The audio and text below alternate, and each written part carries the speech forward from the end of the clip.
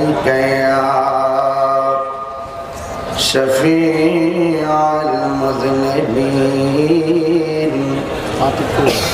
الصلاة والسلام عليك يا رحمة للعالمين.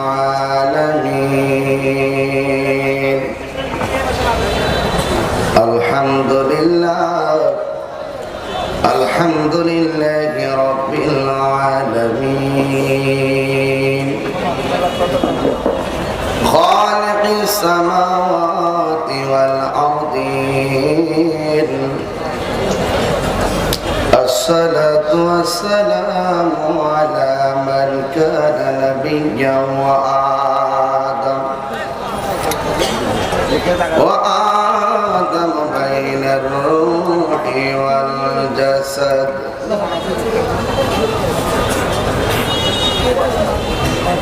أجمل الأجملين أكمل الأكملين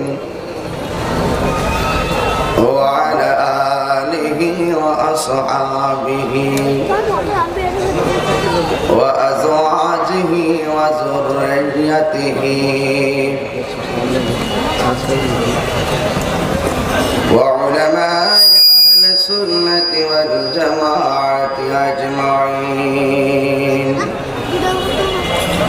সকলে মহব্বতে আমার সাথে পড়ুন আউযু বিল্লাহি মিনাশ বিসমিল্লাহির রাহমানির রাহিম। qu anfusakum وأهليكم نارا. صدق الله العلي العظيم وصدق رسوله النبي الحبيب الكريم. قال النبي صلى الله عليه وسلم رضا ربي في رضا الوالدين وسخط الرب في سخط الوالدين أو كما عليه الصلاة والسلام.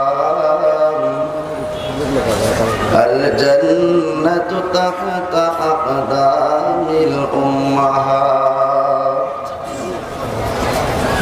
একটি জবান বন্ধ রাখবেন না গো, তোমরা নিজেরা জীবনী জীবনী ভাব ছেড়ে দিয়ে শত ব্যস্ততা যেহেতু উপেক্ষা করে ফেলেছেন, নবীর মহব্বতে নবীর ভালোবাসা গুনাহ মাফের মানুষে জবানটা ছেড়ে দিয়ে বলুন সুবহানাল্লাহ। আর প্রাণ জল ভাষাই বলো ইয়া রাসূলুল্লাহ। উচ্চ আওয়াজ বলি ইয়া ওয়ালি আল্লাহ। ফি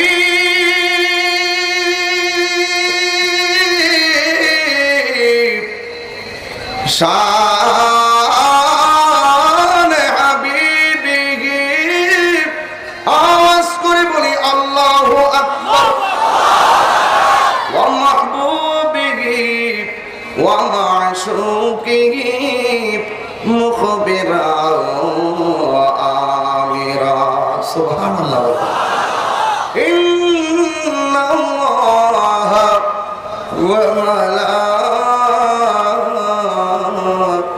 وملائكته يصلون على النبي يا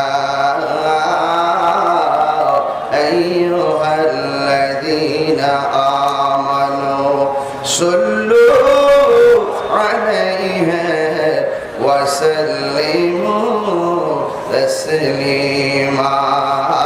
اللهم صل على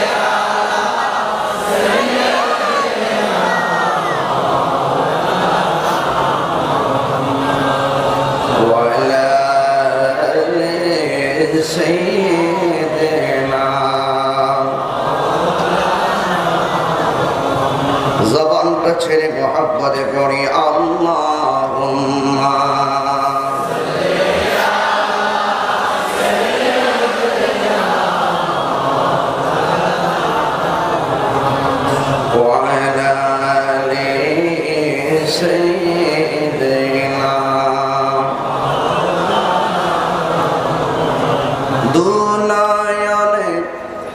রসুল পাক দেখলে কেমন হতো দুনয়নে রসুল পাক দেখলে কেমন হতো জন্ম আমার নবীর যুগে হলে কেমন হতো জন্ম আমার নবীর যুগে হলে কেমন হতো আল্লাহুম্মা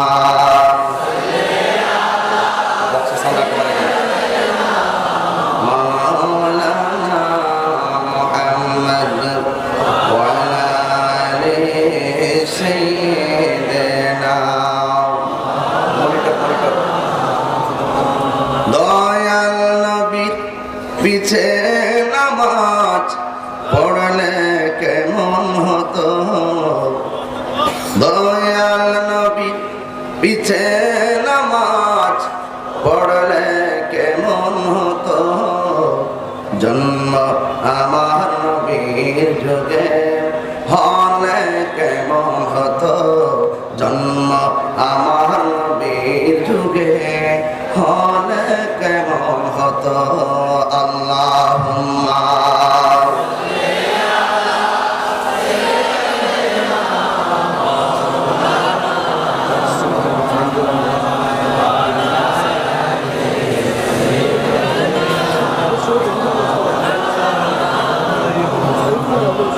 মুআজ্জাজ ওয়া মুকাররম ওয়া মুবাল্লিগিন উলামায়ে কিরাম হুফাজ কিরাম ওয়া হুজ্জাজ কিরাম ওয়া তুলাবা সামিঈন ইজাম বিরাদারান ইসলাম পর্দানশীন আমার সরল ওলামা মা ও বোনেরা যে আল্লাহ পাক রব্বুল আলামিন আমাদের সকলকে আজিম হোসেন চট্টগ্রাম রাঙ্গুনিয়া চন্দ্রঘোনা লিচুবাগান বাস স্টেশন ময়দানে পবিত্র জশ্নে ঈদ মিলাদ নবী সাল্লাল্লাহু আলাইহি ও পবিত্র ফাতিহা ইয়াজদাহম উপলক্ষে 33তম সুন্নি মহাসম্মেলনে আসা বসা কথা বলা শোনার তৌফিক দিচ্ছেন শুকরিয়া তার সকলে বলুন আলহামদুলিল্লাহ লাখ কোটি দরুদ ও সালাম ওই নবীর নূরানি কদম মোবারকে যিনি হায়াতুন নবী নূর নবী গায়েবের খবর দেনেওয়ালা হুজুরপুর নূর সাল্লাল্লাহু আলাইহি ওয়াসাল্লামের উম্মত হিসাবে আল্লাহ পাক রব্বুল আলামিন আমাদের সকলকে কবুল করেছেন এই জন্য শুকরিয়া তার আবার উপরে আলহামদুলিল্লাহ আপনারা দেখেছেন পোস্টারে আমার নেম প্লেটে একটি বিষয় দেওয়া আছে বিষয়টি হলো আদর্শ সন্তান হিসাবে গড়ে তোলার জন্য পিতামাতা তথা অভিভাবকের ভূমিকা কি বর্তমান প্রেক্ষাপটে এই বিষয়টি অত্যন্ত গুরুত্বপূর্ণ খুবই গুরুত্বপূর্ণ খুবই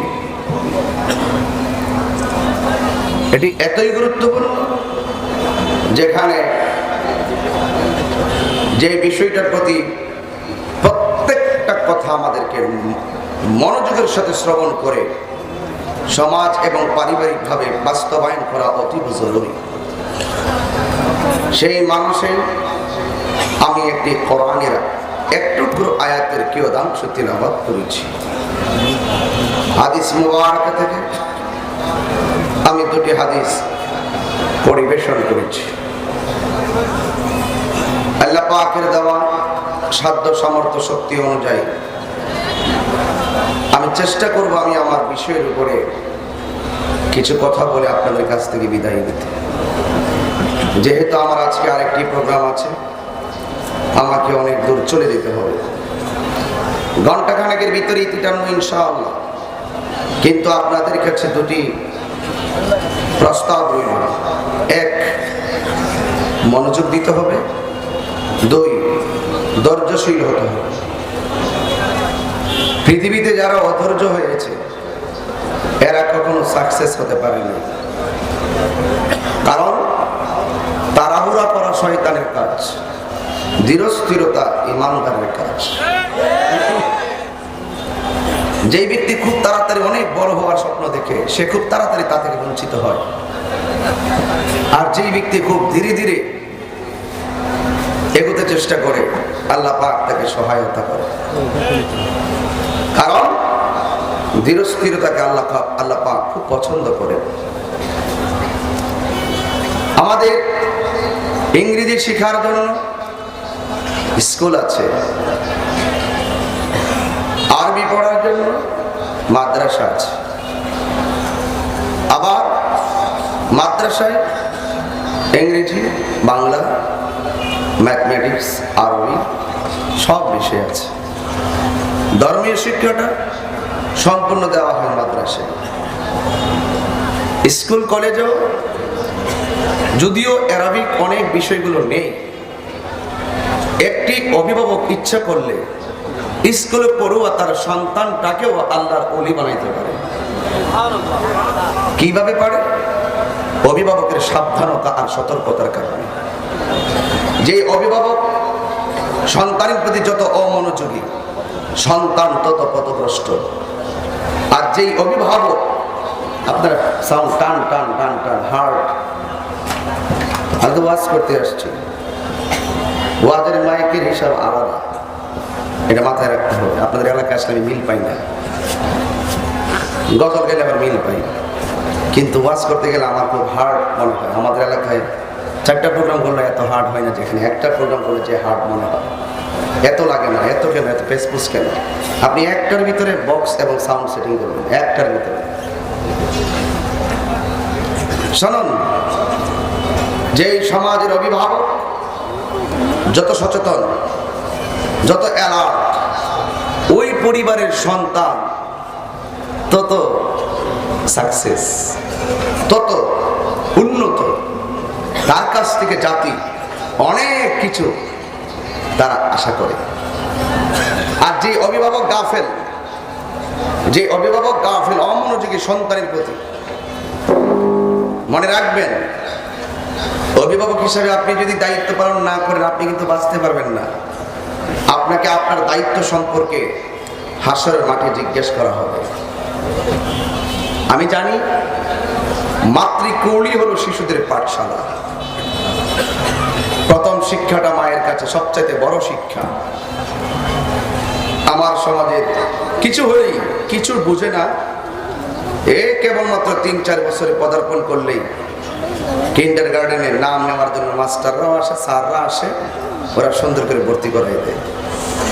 অভিভাবক অনেক অমনোযোগী হয়ে পড়েছে, যেই জন্য মাতৃকুলের শিক্ষাটা, মায়ের শিক্ষাটা প্রাথমিকভাবে সন্তান যদি মায়ের কাছ থেকে পেতে না পারে, শিক্ষক তাকে ওই শিক্ষাটা কোনোদিন দিতে পারবে না। ঠিক কিনা বলেন? এই জন্য আমি একটা আয়াত পড়েছি, এই আয়াতের নিরিখে আমি আনুষঙ্গিক প্রাসঙ্গিক কথা বলে ইনশাআল্লাহ বিদায় নিয়ে যাব। আল্লাহ বলছেন, আল্লাহ রাব্বুল আলামিন বলেন, কু আনফুসাকুম ওয়া আহলিকুম নারা। তুমি আগে জাহান্নামের আগুন থেকে বাঁচো, তুমি নিজে জাহান্নামের আগুন থেকে বাঁচো, এরপরে তোমার পরিবারকে, তোমার আহালকে, তোমার জাতিকে, তোমার সমাজকে জাহান্নামের আগুন থেকে বাঁচাইবার রাস্তা বাতিয়ে দাও। আগে নিজে বাঁচো। এই জন্য যুবক ভাইরা আমার অনুরোধ করে বলি, সন্তান দিয়ে দেশের খেদমত করাইবার আগে ঘরটাকে রাষ্ট্র বানাইয়া, অভিভাবক প্রধানমন্ত্রী হইয়া সন্তানটাকে মানুষের মতো মানুষ বানানোর জন্য যেই অভিভাবক বদ্ধপরিকর হয়েছে, এই সন্তানটাই সোনার বাংলায় স্থান কাল পাত্র বেদে রন্ধ্রে রন্ধ্রে খেদমত করার সুযোগ পেয়েছে। এই জন্য আমার যুবক ভাইরা, অভিভাবক যারা এসেছেন খেয়াল করুন, আর যারা ভবিষ্যতে অভিভাবক হবেন আপনারা সবাই প্রস্তুত থাকুন, কারণ হলো মায়ের কুলটাই হলো শিশুদের জন্য পাঠশালা। একটা সন্তান জন্মগ্রহণ করার পরে অভিভাবকের উপরে অনেকগুলো দায়িত্ব, অনেকগুলো অধিকার আছে বাবা মায়ের প্রতি। সন্তান যদিও তার মুখের ভাষা নাই, কিন্তু অনেকগুলো অধিকার তার ছোটবেলায় আছে। একটা সন্তান যখন 10 মাস 10 দিন মায়ের পেটের মধ্যে থাকবে, শুধুমাত্র ভূমিষ্ঠ হওয়ার পরে যে সন্তানকে আপনি ভালো করতে পারবেন বিষয়টা এমন নয়। সন্তানটা পেটে থাকা অবস্থায় অভিভাবকের অনেক দায়িত্ব আছে। আল্লাহ, আমার পেটের ভিতরে আমার সন্তান, এই সন্তান পেটের মধ্যে নিয়ে কাউকে গালি দিও না গো মা। এ বাবা আমার, এই সন্তানটাকে পেটে থাকা অবস্থায় তুমি কোনোদিন খারাপ কাজ করো না। এই সন্তানটা পেটে থাকা অবস্থায় তুমি টেলিভিশন দেখিও না। এই সন্তানটা পেটে থাকা অবস্থায় তুমি বেপরদায় চলো না। হুজুর গাউসে পাকের কথা মনে হয়ে গেল। তিনি একদিন বাড়ির ভিতরে ঢুকলেন, ঢুকার পরে দেখতেছেন একটা মানুষ তার স্ত্রী ফাতেমার শাড়ি কাপড়ের দিকে তাকায় রয়েছে। এবার আবু সালেহ মুসা জঙ্গি রহমাতুল্লাহ আলাইহি, কোনো কথা নাই, বার্তা নাই, ওই শাড়ি কাপড়টার ভিতরে দিয়ে আশলাই দিয়ে আগুন দিয়ে শাড়ি কাপড়টা জ্বালাইয়া ফেলছে। ফাতেমা ডাক দিয়ে, স্বামী, হ্যাঁ, এত সুন্দর একটা কাপড় আপনি কেন জ্বালাইয়া দিলেন, আপনি কেন পরাইয়া দিলেন? হযরতে আবু সালেহ মুসা জঙ্গি রহমাতুল্লাহ আলাইহি বলেন, আমি বাড়িতে ঢোকার পরে দেখেছি এই শাড়ি কাপড়টার দিকে একটা মানুষ তাকিয়ে আছে। তোমাকে দেখে না, শাড়ি কাপড় দেখে তার দেখার স্বাদ মিটাইতেছে, আর তোমার শাড়ি কাপড় দিয়ে সে অনুভব করতেছে। আর তোমার পেটের ভিতরে সন্তান আছে। এই শাড়ি কাপড়টা কেন জ্বালাইছি জানোনি? এই শাড়ি কাপড়টা যদি তুমি আমার গায়ের মধ্যে লাগাও, ওই বেয়াদবের কুনজর আমার সন্তানের উপরে পড়তে পারে। জ্বালাইয়া দিয়েছেন। এতটুকু চিন্তা করেছেন আল্লাহর ওলি আবু সালেহ মুসা জঙ্গি রহমাতুল্লাহ আলাইহি। লিচু বাগানের মানুষ, রাঙ্গুনিয়ার মানুষ। আজকে যারা আমার চতুর্পাশে ব্যবসায়ী ভাইরা, রাগ করবেন না, গুসা করবেন না, আমার সমাজের অভিভাবক অত্যন্ত অসচেতন। তারা এখানে অ্যালার্ট হতে পারে নাই। সন্তান দিয়ে খুব বড় ম্যাজিস্ট্রেট হওয়ার স্বপ্ন দেখে, সন্তান দিয়ে বড় অফিসার হওয়ার স্বপ্ন দেখে। না না না না না মা, এই সন্তানটাকে মানুষের মতন মানুষ বানাইতে গেলে আগে তুমি নিজে মানুষ হতে হবে।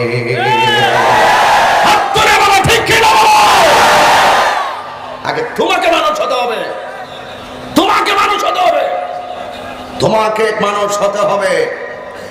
আজকে অভিভাবককে সাবধান করে দিয়ে যাচ্ছি, তোমাকে সাবধান হতে হবে। কেন বলছি শোনেন এখন। কেন লিচু বাগান, বাস স্টেশন ময়দান, চন্দ্রঘোনা, রাঙ্গুনিয়া, আমি দেখলাম বিশাল বড় মার্কেট। আজকের সভাপতি আলহাজ মাওলানা মুহাম্মদ আবু তৈয়ব চৌধুরী মাদ্রাজুল আলী হুজুর আমার পাশে বসা। আমার পূর্বে বয়ান করেছেন প্রখ্যাত ইসলামী চিন্তাবিদ, লেখক, গবেষক, উস্তাদুল উলামা, বাদরুল ফুকাহা, শামসুল উলামা, জামিয়া আহমদিয়া সুন্নিয়া কামিল মাদ্রাসার সম্মানিত মুহাদ্দিস, মুনাজির আজম আল্লামা হাফেজ আশরাফুজ্জামান আল কাদরি হুজুর মাদ্রাজুল আলী হুজুর অনেক বয়ান করে গেছেন। আমার পর ইনশাআল্লাহ হয়তো আসবেন হযরতুল আল্লাম আমার উস্তাদ কাদরিয়া তৈয়বিয়া কামিল মাদ্রাসা সম্মানিত মুহাদ্দিস হযরতুল আল্লাম মাওলানা মুফতি জসিমউদ্দিন আল আজহারি হুজুর আসবেন, যার কাছে আমি হাদিস পড়েছি। আমি অনেক ভালো হুজুর আমার। এখানে অনেক উলামায়ে কেরাম, আল্লামা আব্দুল মান্নান রিজভী হুজুর আছেন, মাওলানা মুফতি জিল্লুর রহমান হাবিবি সাহেব আছেন, মাওলানা মুহাম্মদ বদরুল হাসান সাহেব আছেন, অনেকগুলো উলামায়ে কেরাম এখানের মধ্যে এসেছেন। আমাদের শুধু একটাই কথা, আমি যা জানবো তা আমি জানানোর জন্য চেষ্টা করব, যা বলবো আগে নিজে মানবো, তারপরে আপনাদেরকে মানার জন্য আহ্বান করব। কথা বলেন ঠিক? খুব মনোযোগ দিবেন, মনোযোগ। এখানে হুজুরে বয়ান করে গেছেন। আমার পূর্বে আল্লামা আশরাফুজ্জামান আল কাদরি হুজুর মাদ্দাজিল্লাহুল আলী আমার শিরতাজ ওয়াজ করে গিয়েছেন, অনেক কথা বলে গিয়েছেন। আমি মার্কেট দিয়ে 5 তলা উপরে জসিম ভাইয়ের বাসায় উঠলাম। তবে একটা কথা বলি শুনেন, এই মার্কেটের ভিতরে দিয়ে আমি গেলাম। এই মার্কেটটা অনেক ধরনের জিনিসপত্র রয়েছে, অনেক কসমেটিক্সের দোকান রয়েছে, কাপড়ের দোকান রয়েছে, অনেক মার্কেটিং এর দোকান রয়েছে। আমার সমাজের মা, তোমার সন্তান দিয়া খুব ভালো কিছু আশা করো। হুজুর আব্দুল কাদের জিলানী গিলানী আল হাসানী ওয়াল হুসাইনী রাহমাতুল্লাহ আলাইহি তিনি ওই শাড়ি কাপড়টারে আগুন দিয়ে পুড়ে ফেললেন। পরপুরুষ কেন কাপড়টার দিকে তাকাইলো? আর আমার স্বাধীন সোনার বাংলার অনেক মা বোন পেটের ভিতরে বাচ্চা নিয়ে ঈদের মৌসুম আসলে যে কোনো মুহূর্তে মার্কেটে হাজার হাজার মানুষের সামনে ঘোরাফেরা করে, এমন মা বোন সমাজে আছে না? না, ইন্নাকা লা তাদনি মিনাশ শাওকিল ইনাব, ইন্নাকা লা তাদনি মিনাশ শাওকিল ইনাব। আঙ্গুরের গাছ থেকে কখনো কাঁঠালের আশা করা যায় না। তুমি বেপরদা চলবা, তুমি খোদার সঙ্গে নাফরমানি করবা, আর তোমার সন্তান আল্লাহর ওলি হয়ে যাবে, এটা কখনো তুমি চিন্তা করো না গো মা। এই জন্য আমার কথাগুলো মনোযোগ দেন। শুধু সন্তান দুনিয়াতে আসার পরে অভিভাবকের দায়িত্ব না, আসার আগে দায়িত্ব আছে। আসার আগে দায়িত্ব হলো সন্তান পেটে দিয়েছেন কে? এই জবান খুলে বলেন কে? যার সন্তান নাই তার জিগাও সন্তান কেমন মূল্য। আর তোমার আল্লাহ সন্তান দিছে, এই সন্তান নিয়ে তুমি রাস্তাঘাটে ঘোরাফেরা করো, পরপুরুষের সামনে তুমি সুন্দর করে চলাফেরা করো। না না না না মা, এই পেটের ভিতরে বাচ্চা নিয়ে যদি তুমি মানুষের পরপুরুষের সামনে যাও, ওই আসরটা তোমার সন্তানের উপরে পড়তে পারে। তুমি পেটের ভিতরে সন্তান নিয়ে যদি তুমি কোনো ধরনের খারাপ ব্যবহার করো, এই আসরটা তোমার সন্তানের উপরে পড়তে পারে। একবার কি তুমি খেয়াল করো না, হুজুর গাউসে পাক আব্দুল কাদের জিলানী মায়ের পেটের মধ্যে ছিল, মা 18 পারা কোরআন পড়ে ফেলেছে, আর ওই সন্তান পেটের ভিতরে থেকে 18 পারা কোরআন মুখস্থ করে ফেলেছে। আর আল্লাহু আকবার বলেন। কি ব্যাপার, কি ব্যাপার? এইগুলো তো আমাদের অনেক শিক্ষণীয় ব্যাপার আছে। ও মা, ঘটনা তো অনেক দূরে যেতে হবে। আমি গর্বে থেকেই ধরলাম, আল্লাহর কাছে সব সময় বলবেন, আল্লাহ গো তুমি আমার একটা নেক সন্তান দাও। ওই নেক সন্তান কামনা করার আগে তুমি আগে নেককার হতে হবে। কথা বলেন ঠিক কি না? এই জন্য বাবা আম গাছে আমি ধরে জাম গাছে যাম। কোনদিন মনে রেখো, আল্লাহ রাব্বুল আলামিন কারো সামর্থ্যের বাইরে কোনো কিছু চাপাইয়া দেন না। একটা কথা মনে রাখেন, সন্তান পেটের ভিতর থেকে দুনিয়াতে আসবে। আজকে তো আপনার পেটে সন্তান আছে, অনেক মা আছে পেটে সন্তান নাই। আল্লাহর কাছে দিনে রাইতে 24 ঘন্টায় শুধু একটাই কথা, আল্লাহ ছেলে হোক মেয়ে হোক, আতর হোক ল্যাংরা হোক বুবা হোক, আমার একটা সন্তান দাও। লোক সমাজে মানুষ আমার অনেক কলঙ্কিনী বলে ডাকে, লোক সমাজ আমি মুখ দেখাইতে পারি না। এই জন্য মা, ও মা, আপনার কাছে অনুরোধ করি বলি, আল্লাহর কাছে শুধুমাত্র কামনা করেন, আল্লাহ রাব্বুল আলামিন দেওয়ার মালিক। কথা বলেন ঠিক কিনা বলেন? এই জন্য আমার বাবারা সন্তান পেটে থাকা অবস্থায় আল্লাহর কাছে শুধুমাত্র পানা চাইতে হবে, আল্লাহ তুমি আমার সন্তানটা নেক সন্তান দাও। এই কথা বলার পরে আল্লাহ আপনাকে সুন্দর একটা মানিক সন্তান দান করেছেন। এরপর থেকে আপনার শরীয়তে দায়িত্বটা বেড়ে গেল। জন্য আল্লাহর হাবিব সাল্লাল্লাহু আলাইহি ওয়াসাল্লাম তিনি আল্লাহর হাবিব সাল্লাল্লাহু আলাইহি ওয়াসাল্লাম বলেছেন, সন্তান ভূমিষ্ঠ হওয়ার পর সাথে সাথে সন্তানের ডান কানে আযান দিয়ে দাও, এটা সুন্নাহ। ডান কানের মধ্যে মুখটা লাগায়া বলে দাও, আল্লাহু আকবার আল্লাহু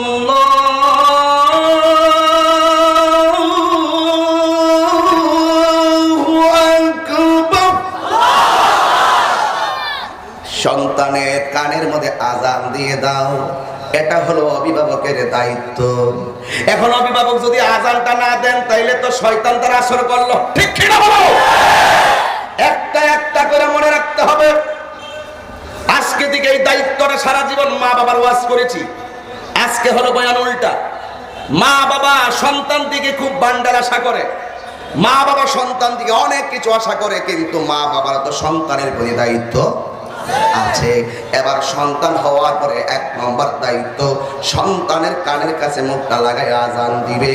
আজান দিলে শয়তান পালায়া যায়। জোরে জোরে বলুন আল্লাহু আকবার। এই জন্য আমার বাবাজিরা গভীর মনোযোগ। 2 নম্বর হলো, সন্তান যখন তার 7 দিন হয়ে যাবে তখন তার মাথার চুলগুলো সুন্দর করে কেটে ফেলবে। যতটুকু ওজন হবে সেই অনুপাতে তোমাকে রূপার সমপরিমাণ মূল্য ধরে সাদকা করে দিতে হবে।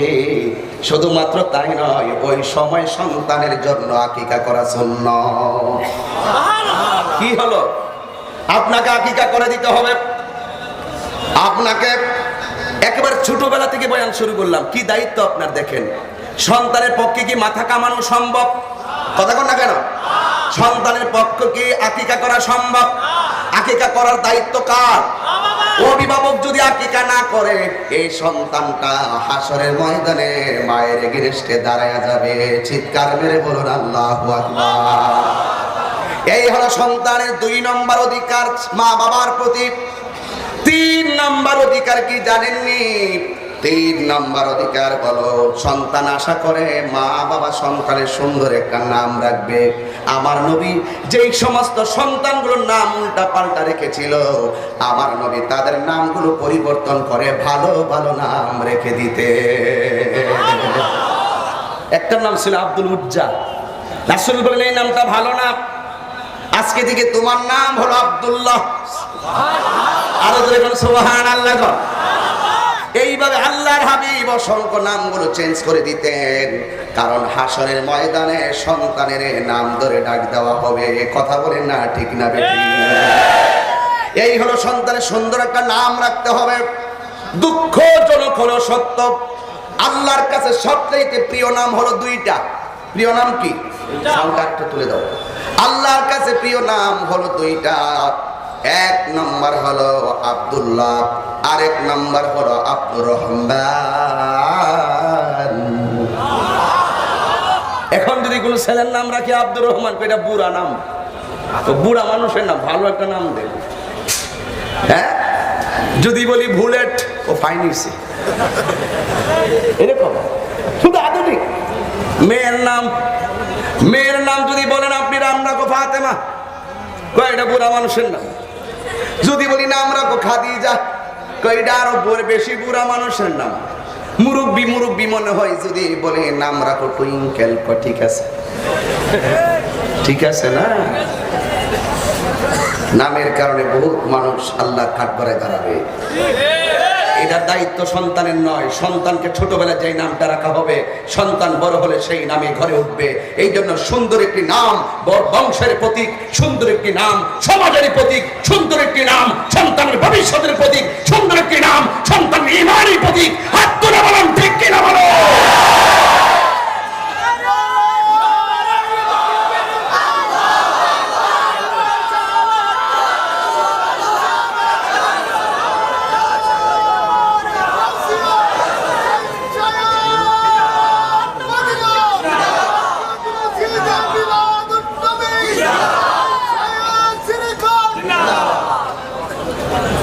কি হলো?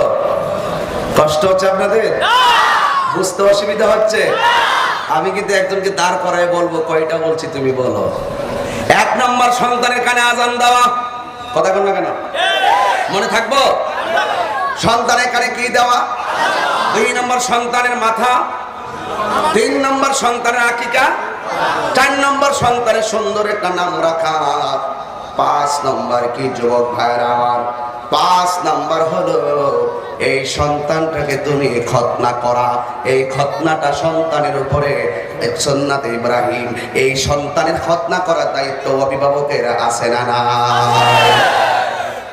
এই খতনাটা করাবে। চলে গেল খতনার দায়িত্ব।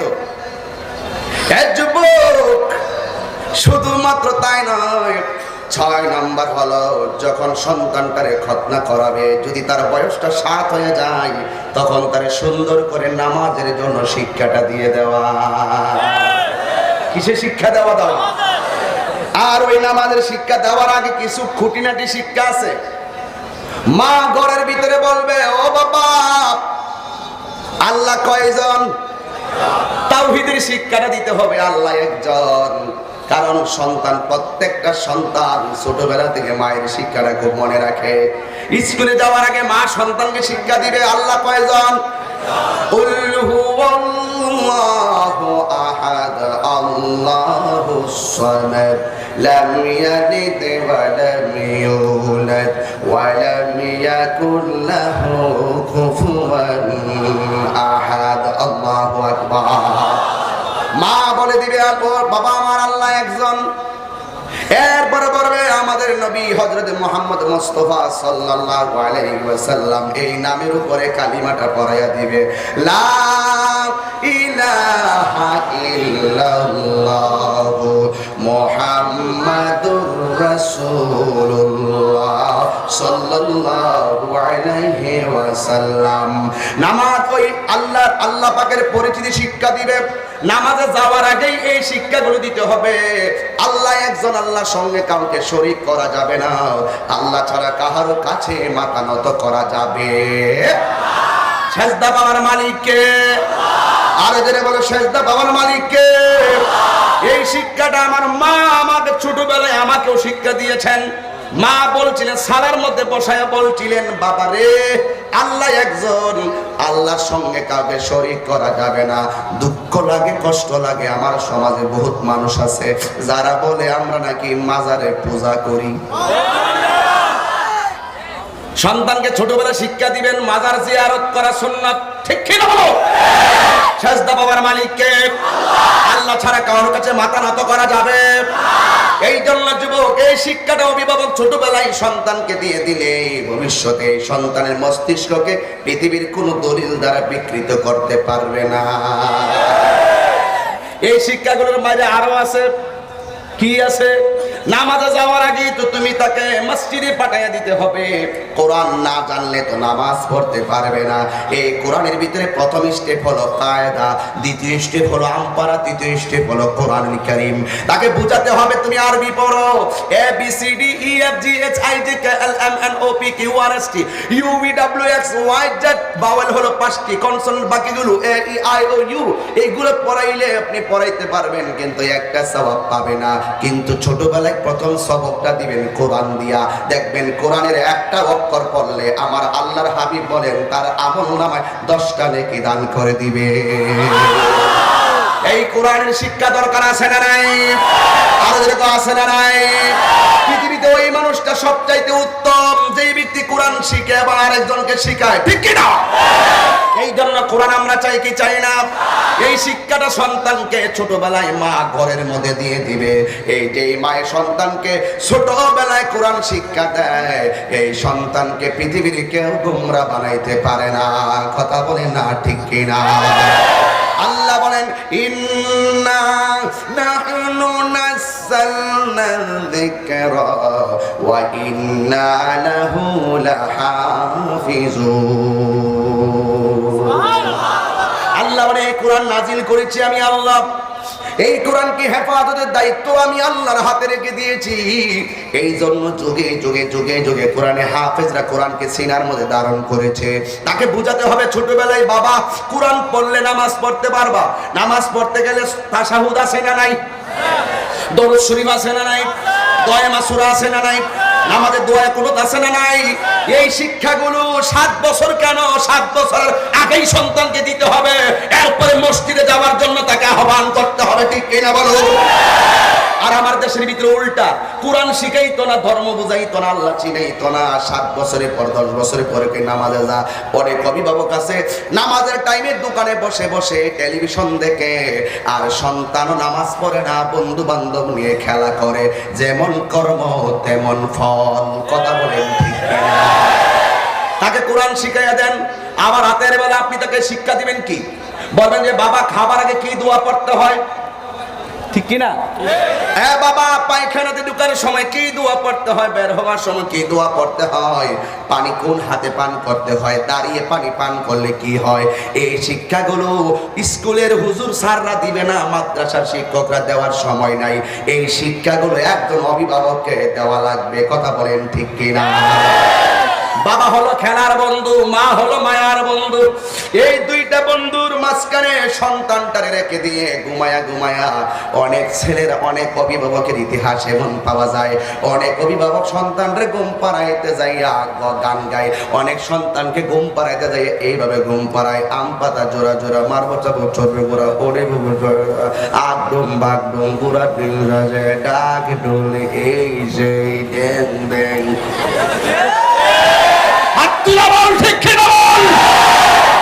তাকে শোয়ার সময় এইগুলা শেখাও কেন? শোয়ার সময় এইভাবে তার ঘুম পাড়াও কেন? অভিভাবকের দোষ।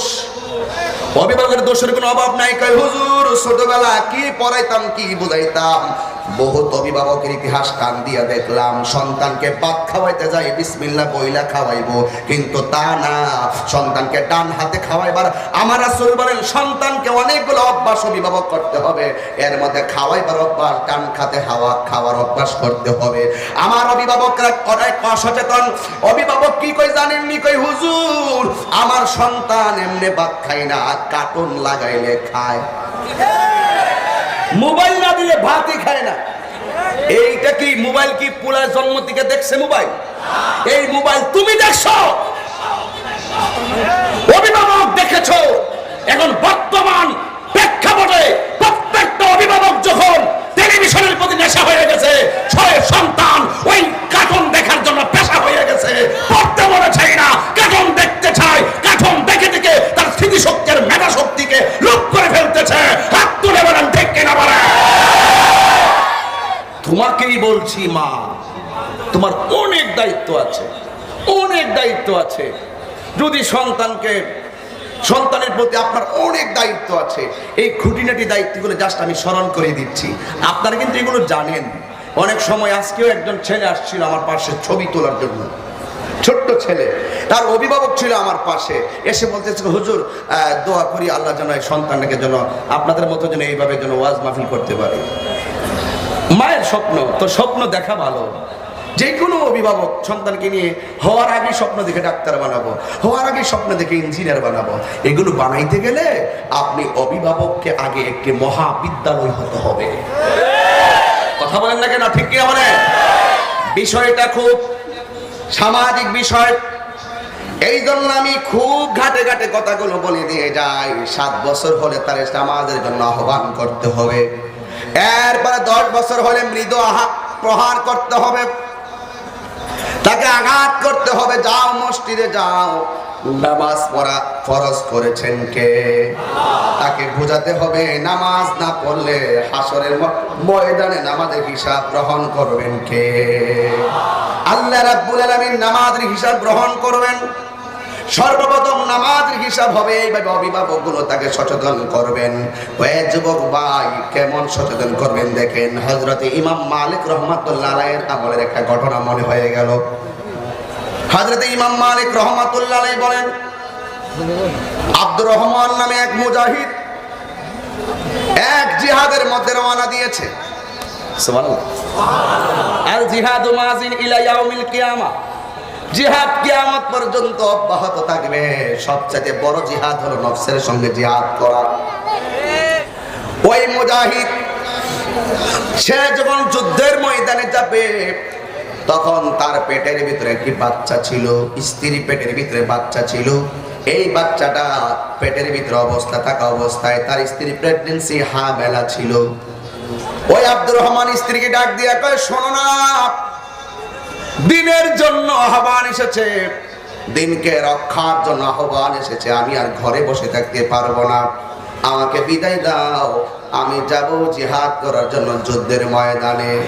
এই জন্য আমার যুবক ভাইরা, ওই আব্দুর রহমান স্ত্রীকে যখন বললেন আমি যাব জিহাদের ময়দানে, কিন্তু কতদিন লাগে আমি তো জানি না, তবে একটা কাজ করো, আমার কাছে 30,000 দিরহাম আছে, এই দিরহাম গুলো আমি তোমারে দিয়ে গেলাম, নাও তুমি এটা দিয়া চইলো, আমি আসার আগ পর্যন্ত তুমি এগুলো দিয়ে চলাফেরা করিও। কিন্তু ভাগ্যের কি নির্মম পরিহাস, যে স্ত্রী পেটের ভিতরে বাচ্চা, স্বামী তার ঘরে থাকে না, তার টেক কেয়ারটা কিন্তু তেমন ভাবে হয় না। কিন্তু আল্লাহ যারা রক্ষা করে পৃথিবীর কেউ তারে কিছুই করতে পারে না। আল্লাহ রাব্বুল আলামিনের মহিমায় ওই স্ত্রী ঘরে একটি সন্তান হয়েছে, ছেলে সন্তান। আর আব্দুর রহমান যখন যুদ্ধের ময়দানে গেলেন, যুদ্ধ করতেছেন, হঠাৎ করে শত্রু কর্তৃক আব্দুর রহমান গ্রেফতার হয়ে গেলেন। একদিন নয়, 2 দিন নয়, ওই সে শত্রুদের মাঝে 30 বছর পর্যন্ত বন্দী ছিল। হকের জন্য বন্দী, হকের জন্য প্রত্যেকটা দিন তার নফল ইবাদতের সওয়াব হয়ে গেছে। কথা বল ঠিক কি না? সাউন্ডটাকে তুলে দাও, এরকম করে ডাক দিয়া বলেন। এবার আব্দুর রহমান 30 বছর পরে ছাড় পেল, শরীরটা জীর্ণ শীর্ণ হয়ে গেল। এবার তিনি বাড়ির মধ্যে রওনা দিলেন। তিনি যাইতে যাইতে হঠাৎ করে গভীর রজনীতে তাহাজ্জুদের টাইমে দরজায় গিয়ে টোকা দিলেন। দরজায় যখন টোকা দিল, ঘর থেকে একটা ছেলে বলল, কে? আমি। ঘর থেকে ছেলে মনে করছে বাড়িতে ডাকাত এসেছে। এবার ঘরের ছেলেটা দরজা খোলে, তারে ঘরে ঢুকতে দেয় না। কয় ডাকাত, ডাকাত। গভীর রজনীতে ডাকাত করে আওয়াজ তুললো, আর পাশের বাড়ির মানুষগুলা জড়ো হয়ে গেছে। কিন্তু যুবক ভাইরা, রাতের বেলা লাইট নাই, আলো নাই, রাতে অন্ধকারে এমন একটা সময় বিতর্ক হলো। এলাকার মানুষ আসলো, ডাকাত ডাকাত বলে ঘর ঘেরাও করলো। আর লোকটা বলতেছে, আমি আমি আমি ঘরের মালিক। এই কথা বললে কি হবে? গ্রামবাসীও চিনে না, সন্তানও চিনে না।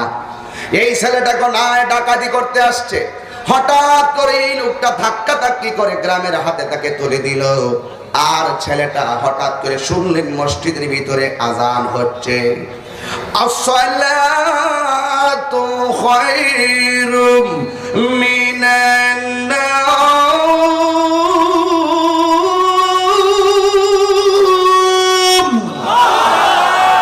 ঘুম হতে নামাজ ভালো নাকি খারাপ? ঘুম হইতে নামাজ উত্তম।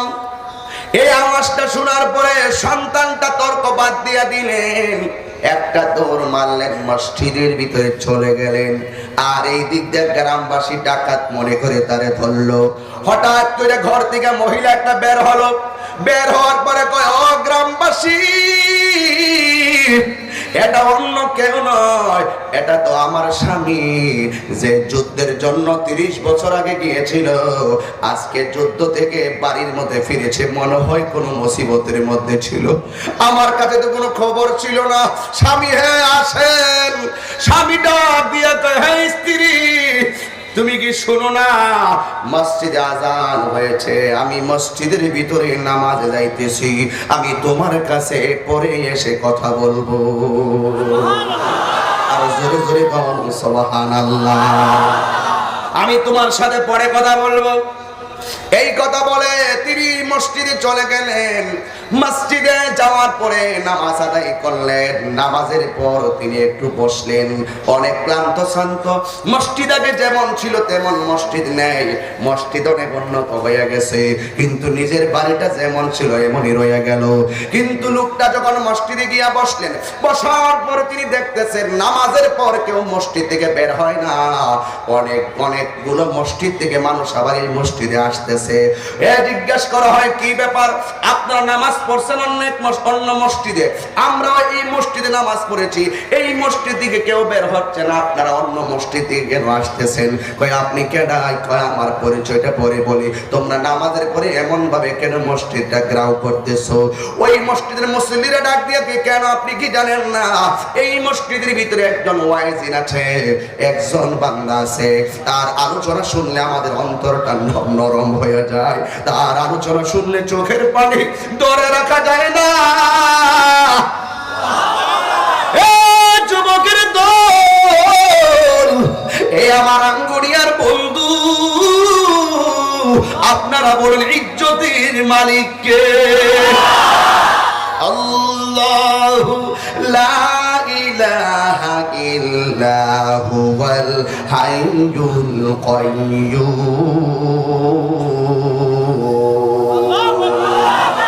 আল্লাহ রাব্বুল আলামিন যিনি ছিলেন, যিনি আছেন, কি থাকবেন, তিনি যার ইচ্ছা সম্মান দেয়, তার ইচ্ছা অপমানিত করে, আবার যার ইচ্ছা রাজত্ব দেয়, যাকে ইচ্ছা তার কাছ থেকে রাজত্বটা ছিনাইয়ে নিয়ে যায়। কথা বলেন ঠিক কিনা? এবার হাজার হাজার মানুষ লাইন ধরে বসে গেছে, ওই মুরব্বিও বসে গেছে, কই দেখি কে ওয়াজ করে। দেখতেছে মসজিদের ইমাম সাহেব এখানে মিম্বারে বসে বসে বয়ানটা শুরু করলেন। এমন সুন্দর বয়ান, তার যেমন রূপ, যেমন চেহারা, তার তেমন কণ্ঠ, তেমন মায়া। এমন ভাবে ওয়াজ শুরু করলেন, ওয়াজ শুরুর ভিতরে অনেকগুলা মানুষ চোখের পানি ফেলে কান্না শুরু করলেন। কান্না করতে করতে বুক ভাসে ফেললেন। হঠাৎ করে বয়ানটা শেষ হয়ে গেল, আর এই দিক দিয়া ওই মুজাহিদ বাড়ির দিকে রওনা হলো। বাড়ির মধ্যে যাওয়ার পরে স্ত্রীর সঙ্গে তার সাক্ষাৎ হলো, আর ওই দিক দিয়ে মসজিদের অসংখ্য মানুষ হুজুরের সঙ্গে মুসাফা করে। আল্লাহু আকবার। তার সঙ্গে মুসাফা করে, আর ওই লোকটা বাড়ির মধ্যে গেলেন। বাড়ির মধ্যে যাইয়া যেই মাত্র ঘরের ভিতরে যাইয়া ঢুকলেন, ঢুকার পরে স্ত্রীর সঙ্গে দেখা হলো। এবার দুইজন কথা বলতেছে, অনেক বছর পর দেখা হলো। কথার এক পর্যায়ে ডাক দিয়ে কই, ওই তুমি শোনো না গো, আজকে আমি আসলাম, জেলখানার ভিতরে ছিলাম, বন্দী ছিলাম, জীবনে অনেক বয়ান আমি শুনেছি। আজকে যখন আমি মসজিদে গেলাম, আমি যাইয়া দেখলাম একটা সন্তান এমন সুন্দর করে বয়ান করতেছেন, এমন তার কণ্ঠ, এমন তার চেহারা, এমন তার চেহারা, এমন তার সুর, এমন তার বয়ান, আমার অন্তরটা আখিরাতের জন্য পাগল পাগল হয়ে গেছে। এবার ডাক দেখি এত সুন্দর সুর, তার অবস্থা দেখে আমার মনটা পড়ে গেছে। এবার স্ত্রী ডাক দিয়ে কয়, চিনেননি সেই লোকটাকে? এই সন্তানটাই হইল আপনার রেখে যাওয়া গর্বের সন্তান।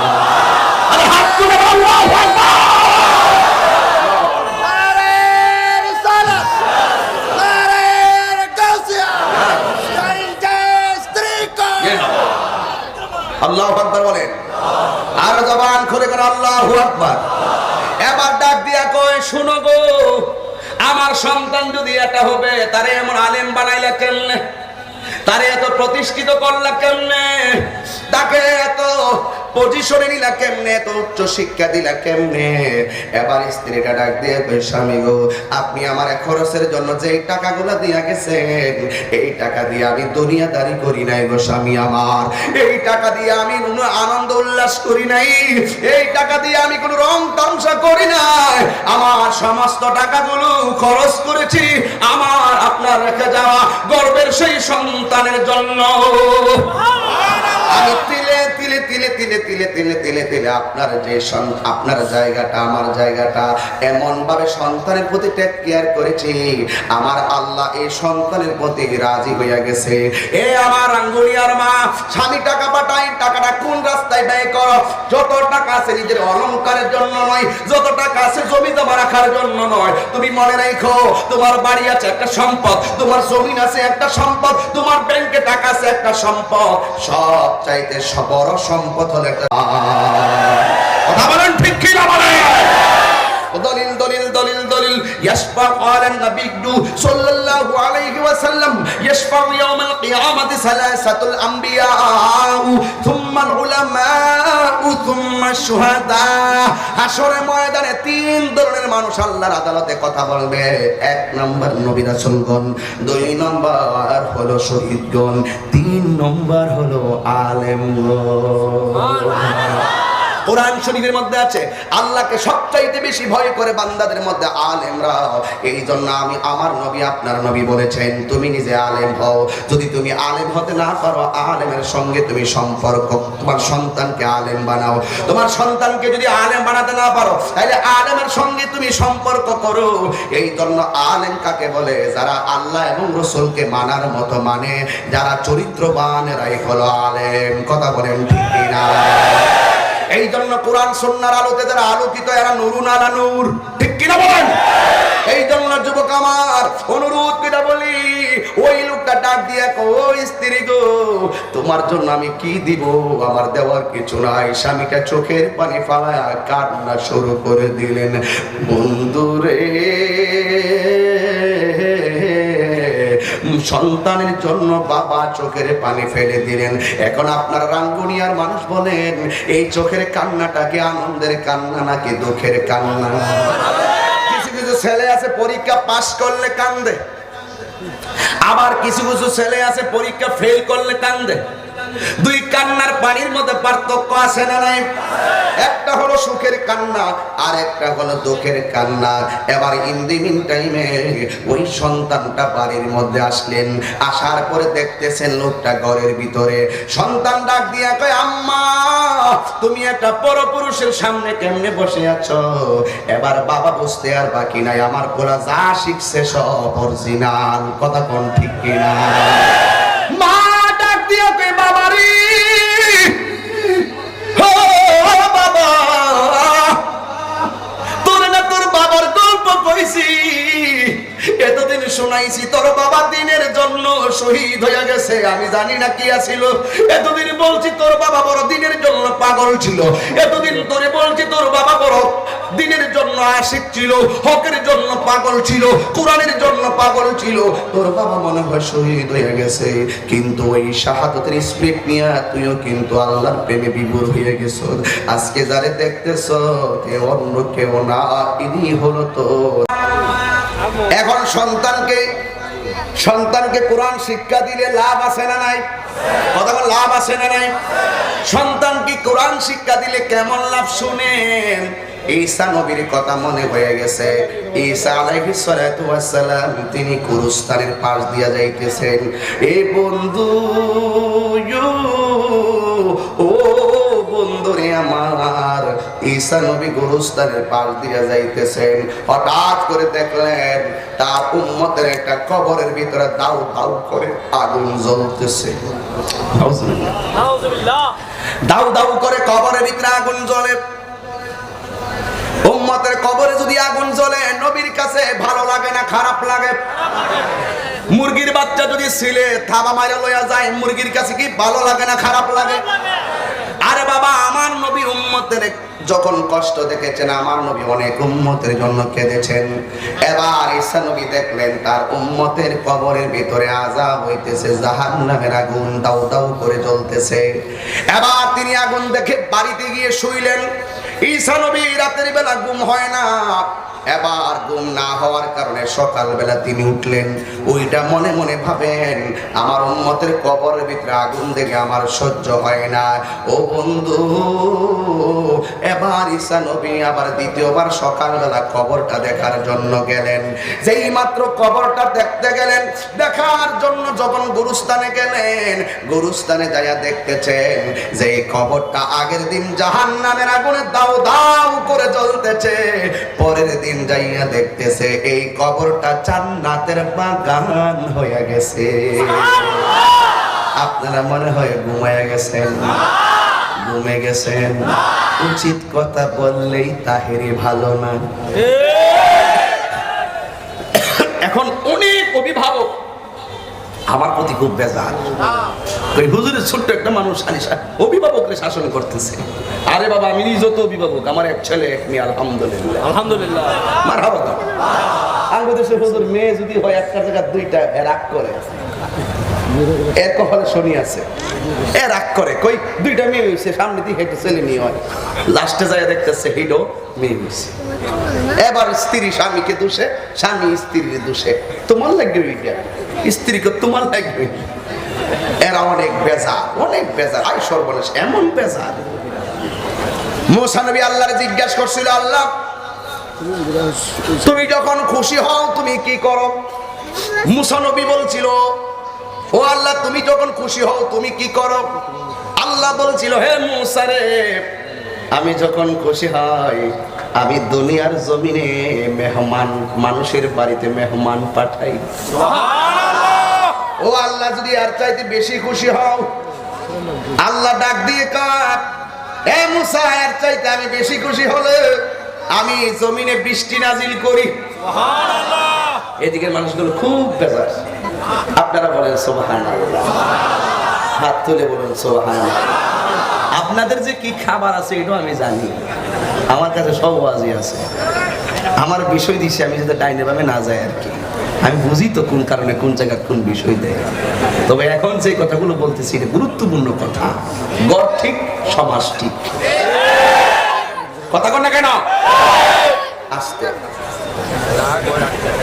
আল্লাহ যখন খুশি হয় মেহমান পাঠায়।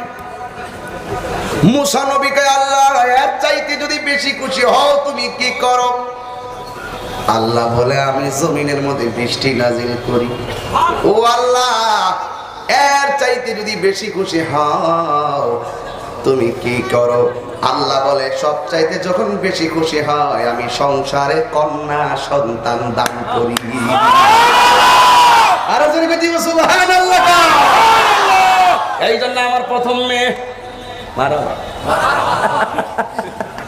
আমি বলছিলাম আল্লাহ আমার প্রথম মেয়েটাই দিও। আল্লাহ হয়তো কবুল করছেন। মারহাবা কইতেন না। তাবাসসুম জাহান তুহফা নামটা কইতেছি তো। তাবাসসুম জাহান তুহফা। ছেলের নাম তৌসিফ রেজা। মারহাবা কোন। আমার আলা হযরতের নিসবতের উপরে বংশের উপরে একটু চোখ রেখেছি। মারহাবা বলুন। जिसका कोई सानी नहीं। দেখছেন নি, দেখছেন নি, দেখছেন নি? আরে হাত তুলেন না কেন? হাত তুলেন না কেন? হাত তুলেন না কেন? বলেন जिसका कोई सानी वो नबी हमारा है। जिसका कोई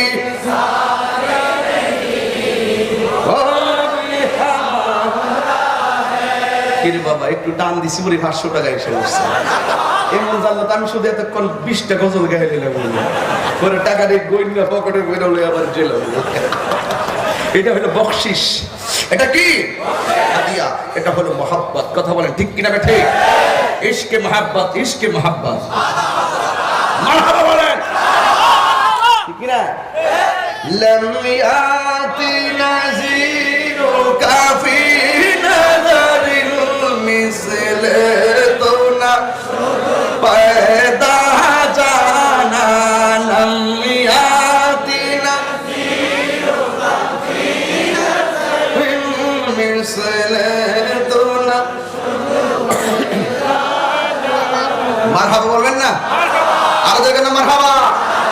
খুশি না বেজার? আর যারা খুশি না বেজার? এখন আপনারা কইন না, আপনারা কোন খুশি না বেজার? হাত তোলেন, হাত তোলেন। আচ্ছা ঠিক আছে, হাত নামাইছে, হাত নামাইছে, হাত তোলেন, হাত তোলেন। ওয়াজও হবে, আওয়াজও হবে, একটু অপেক্ষা করেন। রাখ বাবু, রাখো রাখো। আবার আপনার হাত তোলেন, সুবিধা করেন। এবার আপনার হাত তোলেন, এবার একটা স্লোগান দেন।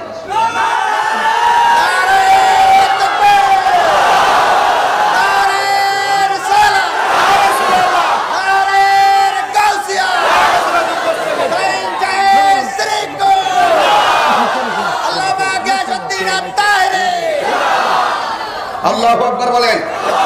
আর দেখেন আল্লাহু আকবার। খুশি না বেজার? গতবারে লাল টুপি আছে, এবার সবুজ টুপি না? সব খেয়াল করি আমি। মারহাবা খান। কষ্ট নিতেছেন আপনারা? কষ্ট নিতেছেন? আল্লাহ খুশি হইলে কি করে? মেহমান পাঠায়। এর চাইতে বেশি খুশি হলে আমার আল্লাহ বৃষ্টি দেয়। এর চাইতে বেশি খুশি হলে আমার আল্লাহ সংসারে কন্যা সন্তান দান করে। আমরা কেমন নাসুরবান্দা হইলাম? বৃষ্টি বেশি হইলেও বেজার, মেহমান 2 দিনের জায়গায় 3 দিন থাকলেই বেজার, আবার একটার জায়গায় 2টা কন্যা হইলেই বেজার। আল্লাহ যেখানে খুশি বান্দা সেখানে বেজার। ওই বান্দা কোনোদিন আল্লাহ পাবে না। কথা বলেন ঠিক? কথা বলেন। চালাও সে পথে যে পথে তোমার প্রিয়জন গিয়েছেন চলি। আল্লাহর ওলিদের রঙে রঙিন হয়ে যাও। হে যুবক কি সাপায়ে গাম্বর। আবার গেলেন গরুস্থানের ভিতরে, যাইয়া দেখতেছেন গরুস্থানের ভিতরটা আগের দিন যেই কবরে জাহান্নামের আগুন জ্বলতেছে, পরের দিন ওই গরুস্থানটার কবরটা জান্নাতের বাগান হয়ে গেছে। এবার ঈসা নবী খুব চিন্তায় পড়ে গেল। আগের দিন ছিল বেজার, পরের দিন খুশি। বেজার খুশির সংজ্ঞা জানতে চাই আমার আল্লাহরে ডাক দিয়ে বলেন, আল্লাহ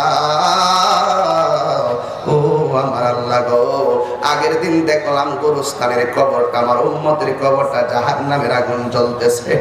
আজকে আইসা দেখলাম কবরটা জান্নাতের বাগান হয়ে গেছে। কারণটা কি? আল্লাহু আকবার।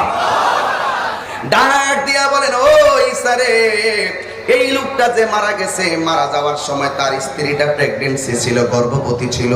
কিন্তু লোকটা যেদিন মারা গেছে, মারা যাওয়ার পর থেকে তার কবরের ভিতরে জাহান্নামের আগুন দাউ দাউ করে জ্বলতেছে। তার কবরের ভিতরে এমন কোনো আযাব নাই সে পাচ্ছে না। এই ঈসা, এই কবরের ভিতরে শুধু মাত্র আযাব, আযাব, আযাব, আযাব, আযাব। এই আজকে কবরটা কেন জান্নাতের বাগান হয়েছে তুমি জানোনি? কয় কেন? কয় একটা মাত্র কারণ তার স্ত্রীর পেটের ভিতরে যে বাচ্চাটা ছিল, এই বাচ্চাটা ভূমিষ্ঠ হওয়ার পর আজকে মক্তবে যাইয়া হুজুরের কাছে কোরআনের সবক নিয়েছেন। সন্তানের কোরআন সবকের উসিলায় আমি আল্লাহ সন্তানের বাবার কবরটারে জান্নাতের বাগান বানাইয়া দিছি।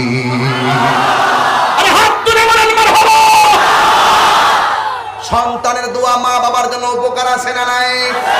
আর উপকার আছে না নাই? এ মা, যে সন্তানটা ইলম শিক্ষা গ্রহণ করে তোমার জন্য দোয়া করলে তোমার কবরে লাভ হবে, এই সন্তানটাকে দ্বীনের শিক্ষা দেওয়াটা তোমার জন্য ফরজ। কথা বলেন ঠিক কিনা?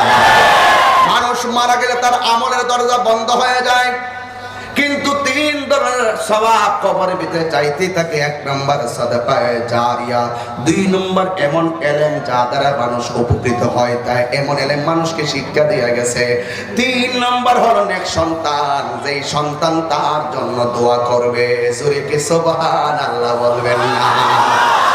এই জন্য আমার বাবারা, সন্তানকে ছোটবেলা থেকেই মানুষ করতে হবে। সন্তানকে ছোটবেলা থেকে সঠিক রাস্তায় রাখতে হবে। যেমন গাউসে পাকের আম্মা জান কাপড়ের ভিতরে টাকা সেলাই করে দিয়েছেন, আর বলে দিয়েছেন, বাবা জীবনে কোনোদিন মিথ্যা কথা বলিও না। এবার রাস্তায় যাওয়ার পরে ডাকাতের দলেরা তারা যখন ধরলো, অল বডিটা চেক করলো, টাকা পায় না। শেষ পর্যন্ত বললেন, আমার কাছে কিছু টাকা আছে, আমার আম্মা দিয়েছেন, এই টাকাগুলো আমার কাপড়ের ভিতরে আমার মা সেলাই করে দিয়েছেন, নেন টাকাগুলো নিয়ে যান। মায়ের কথা, মার কথা, সন্তান মিথ্যা কথা বলে না। এবার ডাকাতে ডাক দিয়ে কয়, দুনিয়ার কত মানুষের আমরা ধরলাম, নিজে নিজে কত গোপন রাখে, তুমি দিগো টাকার কথা ওপেন করে দিলা, কারণটা কি?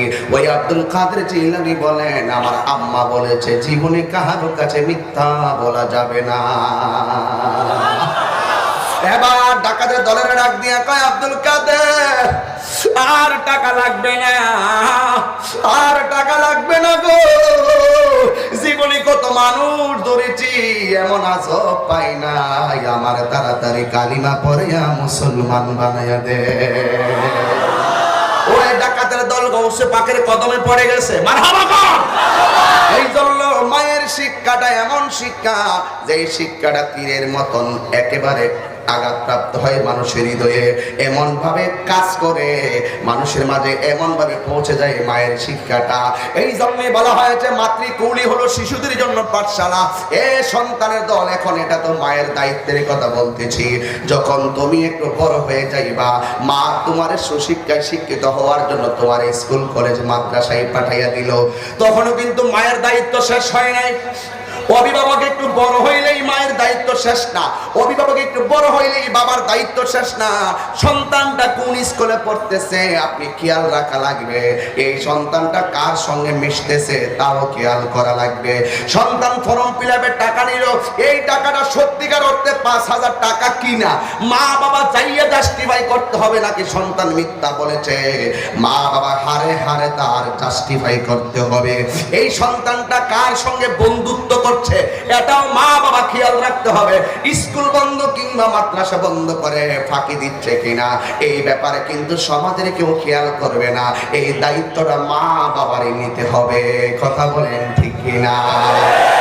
আমার দেশের অনেক মা বাবা কয়, যতদিন ছোট ছিল আমার দায়িত্ব ছিল, ডান দিকে প্রস্রাব করছে, বাম দিকে নিছি, বাম দিকে প্রস্রাব করছে, ডান দিকে নিয়ে বুকের উপর রাখলাম। এখন প্রস্রাব করতে পারে, নিজে পরিষ্কার করতে পারে, আর কি দায়িত্ব? আমি বলবো আম্মা গো, না না, সন্তান যখন দিনে দিনে যত বড় হবে তোমার দায়িত্বটা বড় হবে।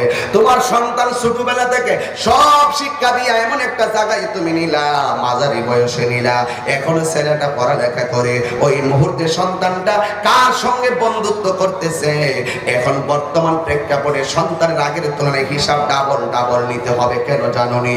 আগে কিন্তু ছেলেরা স্কুলে না গেলে মা বাবারে কইছে আজকে যাইতাম না, মা বাবা বলছে না গেলে তোর মায়ের আছে, সন্তান স্কুলে যায় নাই কিন্তু মায়ের খাইছে।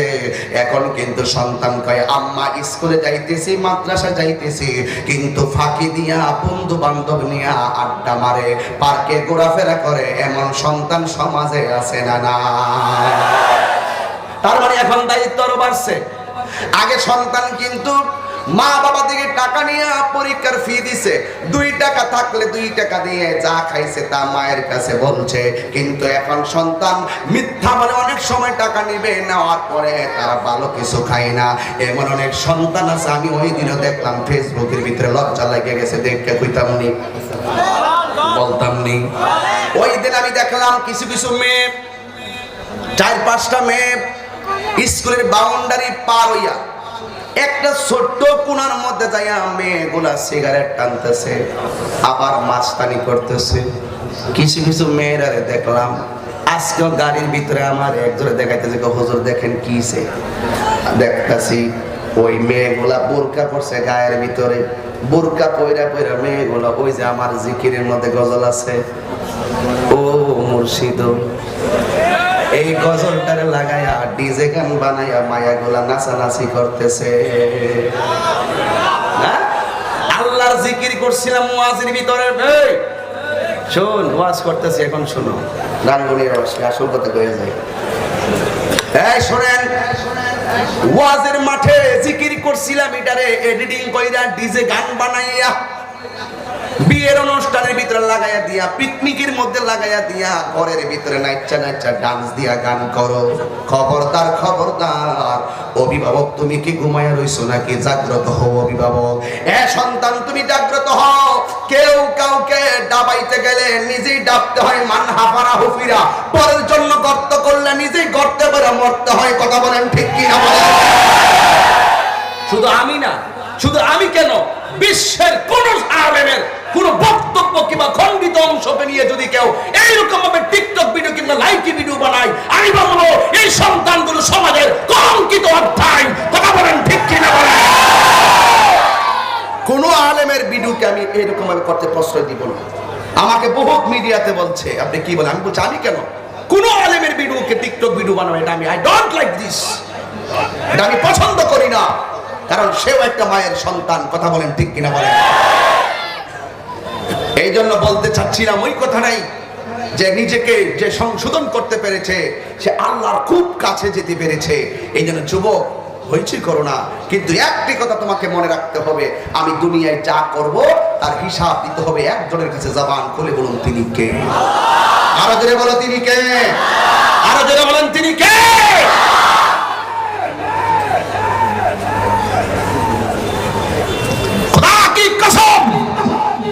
এই বাংলাদেশের বর্তমান যুব সমাজ নষ্ট হয়ে যাচ্ছে, আবারও বলে যায় রাঙ্গুনিয়া মাদকের থাবার কারণে।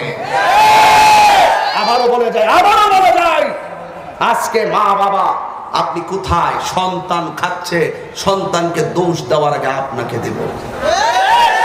আপনি যদি ছোটবেলায় তাকে নৈতিক চরিত্রের শিক্ষা দিতেন, এই ছেলে কখনো নেশায় পা দিতে পারত না। আরে পুলিশ প্রশাসন তো পরের সাবজেক্ট, আপনি হতে হবে প্রথম পুলিশ প্রশাসন, আপনি হতে হবে ঘরের শক্তিশালী প্রশাসন। আপনি যদি সন্তানের জন্য শক্তিশালী হাই কমান্ডার হয়ে যান, এই সন্তান কখনো বিপদে যাইতে পারে না। হাত তুলে বলুন ঠিক কিনা? বলেন। এই সন্তান যাবে না, যাবে না, এই সন্তান যাবে না, এই সন্তান কখনো বিপদে যাবে না। আমাদেরকে যদি বলে হুজুর একটা সিগারেট খান, জীবনটা লুটিয়ে ফেলবেন, কাছেও আনতে পারবেন না। আবার বাবা তো পরের সাবজেক্ট, আমি তো দেখি নাই এখনো বাবা কি জিনিস। আমি শুধু বলতেছি, কিন্তু এখনো নজরে পড়ে নাই, এখনো নজরে পড়ে নাই, রেডি পড়ে নাই, আমি বুঝি নেই যেগুলো কি। আশ্চর্য, কিন্তু আজকে এই সন্তান বিপদে যাওয়ার মূল কারণ অভিভাবকের উদাসীনতা আর অবহেলা। ঠিক কিনা বলেন? শিক্ষা দিতে হবে, ধর্মীয় শিক্ষা। কি শিক্ষা? স্কুলে পড়ুক, ধর্মীয় শিক্ষা আছে না নাই? নাকি শুধু মাদ্রাসার ছাত্রদের জন্য শুধু নামাজ? নাকি স্কুলে তাদের জন্য নামাজ লাগবে না? লাগবে না? স্কুলের ছাত্রদের নবী চিনতে হবে না? কলেজের ছাত্রদের কি ওলি আল্লাহ চিনতে হবে না? বেহেশত কি শুধুমাত্র মাদ্রাসার আলেমদের জন্য বানাইছে? স্কুল, কলেজ, ইউনিভার্সিটি, কুল্লু সকল মানুষের জন্য আল্লাহ পাক রব্বুল আলামিন সব বানিয়েছেন। আমি বলতে চাই, তোমাকে যুবক এখন আসো, তোমার বাবা মা তোমাকে যতদিন পেরেছে তোমাকে শিক্ষা দিয়েছেন, কিন্তু এখন তুমি যখন একটু পরিণত বয়স হয়েছ, তোমার আব্বা আম্মা বৃদ্ধ হয়ে গেছে, শক্তি একটু কমিয়ে গেছে, এখন কি করব? তাই বলে কি এই সুযোগে তুমি নিজেকে বিপথে বা খারাপ পথে ধাবিত করবা না। এখন নিজে একটু সচেতন হয়ে যেতে হবে। আমার সমাজের দায়িত্ব কিন্তু কমে নাই। আমি বলছিলাম দায়িত্ব অভিভাবকের অনেক আছে। শিক্ষা অর্জন করাইছেন, তার পরিণত বয়স হয়েছে। আমার রাসূল বলেছেন তিনটি কাজে কখনো দেরি করতে নেই, তিনটি কাজে কখনো দেরি করতে নেই। এর মধ্যে একটি হলো উপযুক্ত হলে তাকে বিয়ে করাতে হবে। জানাজা উপস্থিত হলে তার জানাজার নামাজ পড়ে ফেলতে হবে। ঠিক কিনা বলেন? এই জন্য অনুরোধ করি বলি আপনাদেরকে, আজকে এই সমাজে যারা ছেলে আছে, অনেক ছেলে দেখা যায় উপযুক্ত সময় হয়েছে, কিন্তু অভিভাবকের দায়িত্ব যখন সন্তান উপযুক্ত হবে তাকে যথা সময়ে বিবাহ বন্ধনে আবদ্ধ করে দেওয়া। আমার ছেলেরা অনেক সময় নিজেরাই নিজেদের পাত্রী পছন্দ করে, আছে না নাই বলেন? এই ব্যাপারে অভিভাবকরা বলতেছেন, এই তোর পাত্রী আমরা মানি না, আমরা যেখানে বিয়ে করাবো সেখানেই তুই বিয়ে করতে হবে। এই একটি প্রবণতা আমার সমাজে আছে। অনেক সময় দেখা যায় সন্তান বাবা মাকে না বলেই কিন্তু বিয়ে করে দরজায় দাঁড়িয়ে বলে, মা এটা তোমার বৌমা। অনেক মা বলে, ভালো করেছিস, তুই যখন এত কষ্ট করে এনেছিস, আমার স্যান্ডেলগুলো কোথায়, ঝাড়ুটা কোথায়, তোর কপালে দিব, তুই এত কষ্ট করে বিয়ে করেছিস। তুই আবার বলিস, বাবা তোমার বৌমা নিয়ে এসেছি। আছে না নাই বলেন?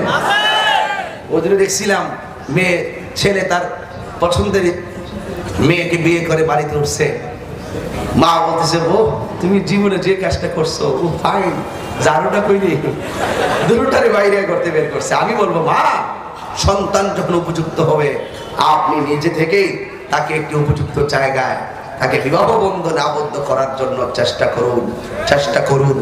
আর ছেলে শোনো, তোমাদেরকে বলি, তোমরা যদি একান্তই যদি কোনো মেয়েকে পছন্দ করেই ফেলো, তাহলে তোমার অভিভাবককে বলবো। সন্তানের প্রস্তাব পাওয়ার পরে সাথে সাথেই আপনি সন্তানের প্রতি অ্যাকশন নেবেন না। আপনার দায়িত্ব, আপনি প্রয়োজনে ওই মেয়েটার অভিভাবক এবং পরিবারকে দেখতে যাবেন। যখন যাবেন তখন আর এটা রিলেশন থাকে না, এটা সামাজিক আকর্ষণ হয়ে যায়। কথা বলেন, ঠিক কিনা বলেন? অনর্থক আমরা চাপাচাপি নয়। এই জন্য হাদিস শরীফের মধ্যে এসেছে, তোমারটা তুমি দেখে নাও, বুঝে নাও, তুমি সম্মতি দাও। এই জন্য আপনি অভিভাবক হিসেবে দায়িত্ব হলো আমার সন্তানকে আমাকে একটি জায়গায় বিবাহ বন্ধনে আবদ্ধ করাতে হবে। যদি কখনো অ্যাক্সিডেন্টলি যদি কখনো কোথাও কোনো সমস্যা হয়ে যায়, তাহলে অভিভাবককে আমি বলবো, আপনারা এটাকে সন্তানের যে কথাটা আছে এই কথাটাকে কোনো কঠিন চোখে না দেখে আপনি এই বিষয়টাকে স্বাভাবিকভাবে মুক্ত হস্তে আল্লাহ এবং রসুলের পাকের তরিকায় আপনি বিষয়টাকে বিবেচনা করা, এটাও কিন্তু অভিভাবকের একটা নৈতিক দায়িত্ব। কথা বলেন, ঠিক না বেঠিক? রাগারাগি নয়, কৌশল করে এক বিন্দু দিলে যেই কাজ হয়, বিনা কৌশলে কলস ঢালিলেও সেই কাজ হয় না। এই জন্য শাসন তাদেরকেই মানায় সোহাগ করতে জানে যে। কথা বলেন না কেন? শাসন করলি সন্তান, ওই সন্তানকে ভাত খাওয়াইতে যায় শুধু মারে, খাইবি না কিনলে কি আবার একটু পরে আবার কাটনও দেয়, এগুলোর নাম কোনো কথা না। সন্তানকে ঘুম পাড়ানোর সময় আপনি সূরা পড়ান, নিজে কোরআন তেলাওয়াত করান, সন্তান কোথায় যাচ্ছে একটু খেয়াল করেন, সন্তানকে আপনার সন্তানের ভবিষ্যৎটা কিভাবে গড়াবেন সেদিকে আপনি একটু চিন্তা করবেন। টাকা ইনকামের ধান্দা করার আগে সন্তানটাকে নৈতিক চরিত্রের শিক্ষা দেন। আমার দাদাকে বলছিল, আপনি কেন বাজারে যান না, আপনি কেন সকাল সকাল বাজারে যান না, আপনি একটা কাজও তো করতে পারেন, টাকার দরকার আছে না? তিনি বলতেন প্রতিদিন সকালে তিনি ওজিফা পড়তেন, তিনি বলতেন সব সময় আল্লামা ফরিদুদ্দীন রহমাতুল্লাহ আলাইহি, তিনি বলতেন আমি টাকার পিছনে ঘুরি না, টাকা যিনি দিয়ে রাজ্জাক চিনি আমি তাকে তালাশ করি। সুবহানাল্লাহ বলবেন না? আমি তাকে তালাশ করি। ওই তিনি যদি আমার প্রতি রাজি হয়ে যায়, আমি টাকার পিছনে দৌড়বো কেন? টাকা আমার পিছনে দৌড়বে। কথা বলেন ঠিক কিনা বলেন? এই জন্য সন্তানকে দিয়ে বড় কোটিপতি হওয়ার স্বপ্ন দেখার আগে আখিরাতে সন্তান কিভাবে বাবা মার সামনে এসে দাঁড়াবে সেই শিক্ষাটা সন্তানকে দেন। হাসরের মাঠে যখন দাঁড়াবেন, সন্তানকে যদি নৈতিক শিক্ষা না দেন, আল্লাহ বলবেন, এই বান্দারা তোদের সামনে কারা চিনোস? হ্যাঁ চিনি। এই মা বাবা একে আপনি চিনেন? হ্যাঁ চিনি। তো তাকে আপনি, এই ছেলে তুই নামাজ পড়লি না কেন? আমার মা বাবা আমাকে শিক্ষা দেয় নাই। আল্লাহর আদালতে সন্তান দাঁড়িয়ে যাবে মা বাবার বিরুদ্ধে। এই জন্য যুবক ভাইরা বলুন তো দেখি, আমরা সবাই সেই সঠিক পথে চলতে চাই কি চাই না? আর জবান খুলে বলুন, চাই কি চাই না? যদি চান, আপনাদের এখন একটু দায়িত্ব আছে। দায়িত্বটা কি? আব্বা আম্মা আমাদেরকে সারা জীবন তো আর আমাদেরকে টেনে খেসরাইয়া আমাদেরকে নিবে না। এখন যে বর্তমান যুগ, আমরা প্রত্যেক সন্তানরা বাবা মাকে সহযোগিতা করব। বাবা মা বলার আগেই আমরা পড়ার টেবিলে যাব। বাবা মা বলার আগেই বাবা মায়ের খরচটা দিয়ে দিব। বাবা মা বলার আগেই শীতের দিন আমার গায়ের কম্বল মা বাবার জন্য পাঠিয়ে দিব। বাবা মা ত্যাগ স্বীকার করেছেন বহুত, তোমাকে অনেক বড় করেছেন, শেষ পর্যন্ত বাবা মাকে কষ্ট দিও না। আজকে যখন আমি আসি, সিলেটে আমি 3টি প্রোগ্রাম করেছিলাম রক্তরাত্রে। সেখান থেকে প্রচুর কুয়াশা। আমি কয়েক মিনিটের জন্য বাড়িতে গিয়ে ঢুকছিলাম, কিছুক্ষণের জন্য বাড়িতে অবস্থান করছিলাম।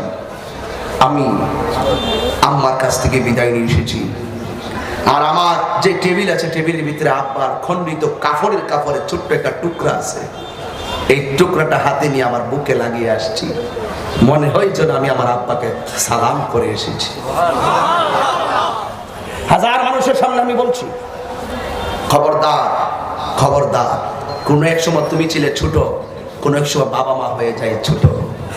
তুমি যেইভাবে ছোট ছিলা, অসহায় ছিলা, বাবা মা তোমাকে টেক কেয়ার করেছে, ঠিক এমন ভাবে বাবা মার বৃদ্ধাবস্থায় এমন ছোট হয়ে যায়, তোমাকে টেক কেয়ার করতে হবে।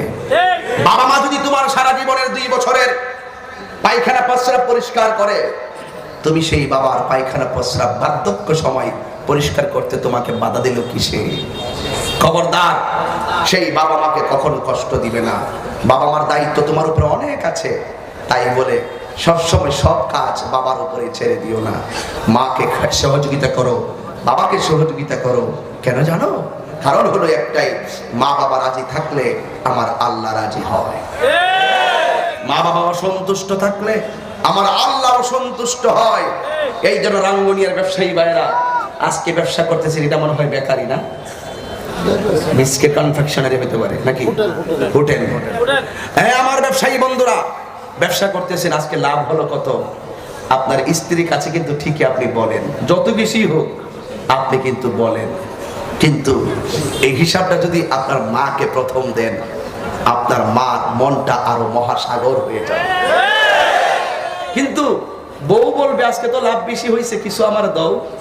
মা বলবে পুত্রে আল্লাহ বরকত দাও, আল্লাহ তোমার রিজিকে বরকত দাও। বাবা অনেক কষ্ট করতেছো, একটু হিসাব করে চললো, আল্লাহ যেন তোমারে বড় করে। মার দোয়া হইলো এইরকম।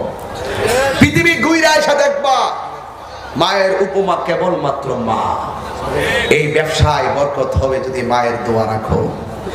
আগামী শুক্রবার আসতেছে, আমি বলবো মা বাবা যদি কবরে যায় থাকে, মা বাবার কবরটার পারে যায় দাঁড়াইয়া ওই মায়ের জন্য তুমি একটু চোখের পানি ফালাইয়া দোয়া করো, আল্লাহ আমার মা ছোটবেলা আমাকে যেমন করে লালন পালন করেছেন, তুমি এমন ভাবে আমার আম্মাকে বাবাকে তুমি মায়া করো। এই যুবক শুনুন, অনুরোধ করে বলি, বাবা মার মনে কষ্ট দিয়া আমি তাহিরির সামনে ওয়াজ শুনবেন, এটা কখনো আমি বরদাস্ত করব না। আমি তাহিরি যে কোনো মাহফিলে যখন যাই, তখন আমি আমার মায়ের বয়ানটা করি। কেন জানেন? মা এমনই একটি সম্পদ যেটা হারানোর আগে বোঝা যায় না। কথা বলেন ঠিক না বেটি? বাবা একটা বট বৃক্ষ, সে ফল না দিলেও তোমাকে সারাতে জীবন ছায়া দিবে। কথা বলেন ঠিক কিনা বলেন? বাবা তোমার একটি বট বৃক্ষ, সে ফল না দিলে তোমাকে ছায়া দিবে। এই ছায়াটা তাহিরির উপর থেকে মার্চ মাসের 5 তারিখে যখন চলে গেল, পৃথিবীর মধ্যে সবচেয়ে বড় কষ্ট কি জানেন? বলবো ভাই? আপনার মনে হয় কষ্ট লাগতেছে? আমার বিষয়টা কিন্তু খুব সামাজিক একটা ঘরোয়া বিষয়, এই জন্য আমি ইচ্ছে করলে অন্যদিকে যেতে পারবো না। এই কথাগুলো খুবই প্রয়োজন। ওয়াজ তো অনেক শুনছেন, শান অনেক শুনছেন, খুব এশকের কথা শুনছেন, কিন্তু এই কথাগুলো কিন্তু গুরুত্বপূর্ণ। একটি কথা বলি শোনেন। এই কথা জানেন, সবচাইতে বড় কঠিন হলো, শোনো, সবচাইতে বড় কঠিন হলো সন্তানের কাঁধে বাবার লাশ। যদি আমার মতন কেউ বাবার লাশটাকে কাঁধে নিতে পারো, হুজুর, মানে যদি আমার মতো বাবার লাশটাকে যদি কাঁধে নিয়ে গুরুস্থানে যাইতে পারো, সেদিন বুঝবা যে বাবার লাশ যখন কাঁধে থাকে সন্তানের ভিতরটা তখন কি করে। সাবধান করে দিলাম, সাবধান। আর একটা বড় কঠিন হলো বড় ভাইয়ের কাঁধে ছোট ভাইয়ের লাশ। ছোট ভাই যখন বড় ভাইকে নেয় তখন দাগ কাটে না, কিন্তু বড় ভাই যখন ছোট ভাইটারে লয় তখন তার আর মনটা মানে না। বড় ভাই যদি সংসারে নিজের 2টা কিডনিও ছোট ভাইয়ের জন্য দিয়ে দেয়, কিছু কিছু মানুষ আছে আর 2টা কিডনি তার আছে, বড় ভাইটা সংসারের জন্য এমন ভূমিকা পালন করে। এটা মাইন্ড করবেন না, আমি কিন্তু 3 নম্বর। এরপর আমি বড় ভাই, আমার বড় যারা, তাদের প্রতি আমি কৃতজ্ঞ। আমি কিন্তু 3 নম্বর। এরপরও কিন্তু আমি স্বীকার করতে বাধ্য, বড় ভাই যদি 1 টাকা রুজি নাও করে, বড় ভাইটা বাবার গ্যাপটা, জায়গাটা বাবার ইন্তেকালের পরে এমন ভাবে একটা ছায়া দেয় যেটা কিছুটা তৃপ্তি পাওয়া যায়। কথা বলেন ঠিক না ঠিক? আর মায়ের মমতার চাদর, এই গ্যাপটা অন্য কোনো কিছু দিয়ে পূর্ণ হবে না। বোন থাকবে বোনের স্বামীর বাড়ি, বাবার গ্যাপটা পূরণ হয়, বাবা থাকবে বাবার, ভাইয়ে থাকবে বাবার বাড়ি। মায়ের গ্যাপটা বোন পূরণ করতে পারে না, বোন থাকবে স্বামীর বাড়ি। এই জন্য যুবক, আমি সন্তানের প্রতি মায়ের অধিকার আমি আছে জানি, আমি অনেকগুলো দাবির কথা বলছি, কিন্তু একটা কথা বইলা যায়, তোর মা যদিও তোরে পড়ার জন্য অল্প বলে, তুমি নিজের থেকে বেশি করে পড়া নিও। ও ছোট্ট বন্ধুরা, মা যদি তোমার একদিন ঘুম থেকে তুইলা দেয়, তুমি দৌড়াইয়া পরের দিন আবার মসজিদে চলে যাইবা। ও যুবক ভাইয়েরা, মা যদি তোমাকে খরচের জন্য টাকা দেয়, আল্লাহর কসম এই টাকাটা তুমি বেনালে খরচ করিও না। কারণ কেন জানো নি? মা এমন একটা জিনিস, নিজে তোমার যদি কিডনিটাও নষ্ট হয়ে যায়, কোথাও যদি কিডনি লাগাইবার টাকা পাওয়া না যায়, পৃথিবীতে কোনো একটা মানুষ ডাইরেক্ট বলে দিবে, ও স্বামী, আমার সন্তানের কিডনি যদি কোথাও পাওয়া না যায়, আমার কিডনিটা আমার সন্তানের জন্য আমি দান করে দিলাম।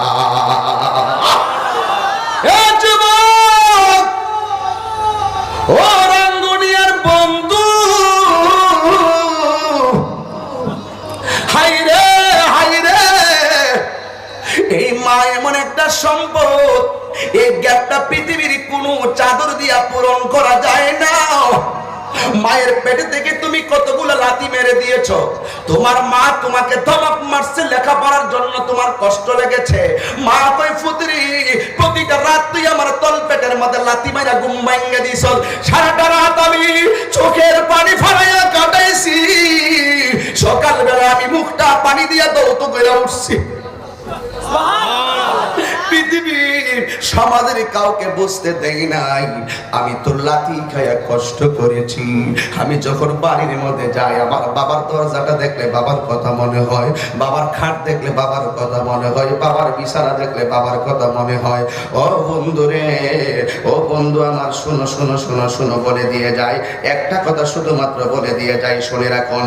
এই আমার যুবক ভাইরা, কথায় কথা চলে আসে, মা ডাক দিয়া কয়, ও বাবা, ও বাবা রে, তোরা সুখে থাক, আমার সুখের চিন্তা করিস না। কিন্তু মায়ের ধমকের কথাটা আরেকজনের শোনাইলা, কিন্তু তোমার কষ্টের কথা মা কোনোদিন কাউরে বলে নাই, এমন ইতিহাস সংসারে আছে না না? ও হুজুর, আপনাকে এত মানুষ সম্মান করি, এতটুকু আপনি কিভাবে আসলেন? হুজুর আমারে বলবে, তাহিরি রে, আমার এলেমের কারণে আমি এতটুকু আসি নাই, আমারে মানুষ সম্মান করে একমাত্র আমার মা বাবার দোয়ার কারণে। দরজাটা খুলতে খেয়ে যায় ধোকা, মা বুঝি বলছে এলে নাকি খোকা, দরজাটা খুলতে কে যায় ধোকা।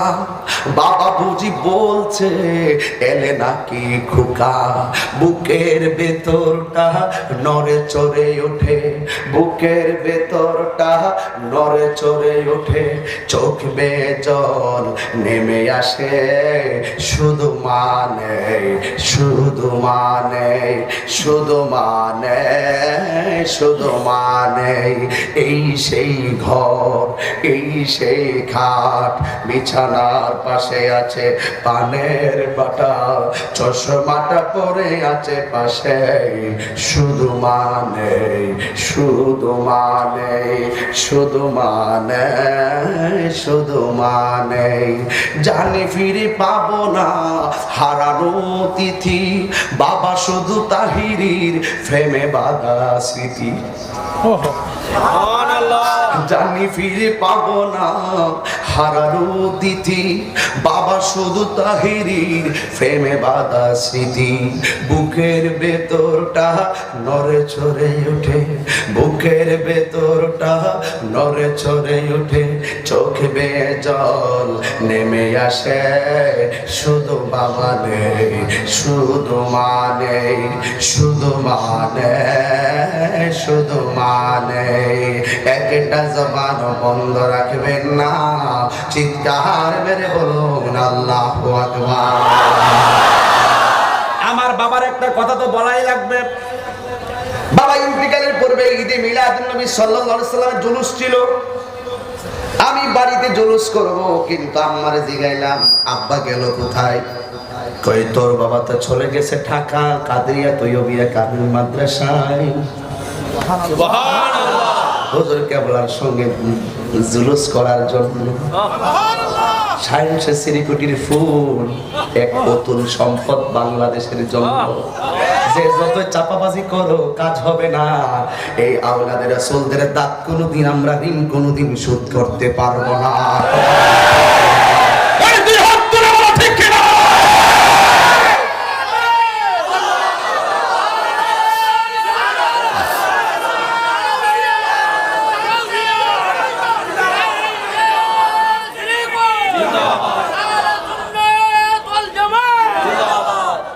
একদম সত্য বাস্তব রিয়েল। আব্বা হুট করে চলে আসতো চিটাগাং জুলুসে, হুট করে চলে যেত ঢাকার জুলুসে। এমন একটা মহব্বত আমার আব্বাজান করতো। আজকে অনেকে বলে আমি কোন পথে আছি, আজকে আমার আমি কোন পথে আছি। আরে বাবা কোন পথে আছি? আমি তো ক্যানভাস করি না। গাছ তোমার নাম কি, ফলে পরিচয়। এই দুনিয়ার কোন নামের পরিচয় আমার দরকার নাই। আমার অন্তরের পরিচয় হলো আমি যা বলি তা নিজে পালন করার চেষ্টা করি। আমি যা বলতে চেষ্টা করি আমাকে নিয়ে অনেক ধরনের মানুষের অনেক ধরনের জল্পনা কল্পনা থাকতে পারে। খবরদার খবরদার খবরদার, আমরা সবাই যদি ঐক্যবদ্ধ হয়ে যাই প্রেমের বাগানটা আরো সুন্দর দেখা যাবে। কথা বলেন ঠিক কিনা? এই জন্য যুবক ভাইরা আমার, নুন খাইলে গুণ গাইতেই হবে। যারা বুঝে না তারা আমার ভাই, যারা বুঝে না তাদের আমার দরকার নাই। ঠিক কিনা বলেন?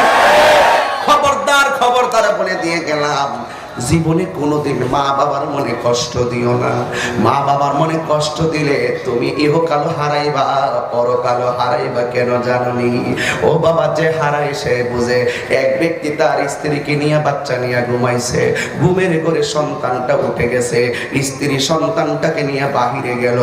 1 ঘন্টা 2 ঘন্টা সন্তানটার এক কোলের মধ্যে নিয়ে ঘুরলো, কিন্তু সন্তানটা ঘুমায় না। ঘন্টার পরে ঘন্টা স্ত্রী যখন শীতের দিন শাড়ি কাপড়টা মোড়া দিয়া সন্তানটারে ঘুম পাড়াইলেন। এবার স্ত্রী ঘরের ভিতরে সন্তানটারে ঘুম অবস্থায় আসলেন, আয়সা দেখতেছেন তার স্বামী আর ঘরের ভিতরে নাই।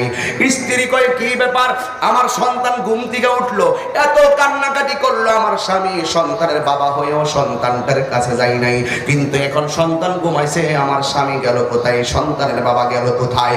একটু পরে সন্তানটারে শুয়াইয়া স্ত্রী ঘরের দরজার ভিতরে স্বামীর জন্য অপেক্ষা করে।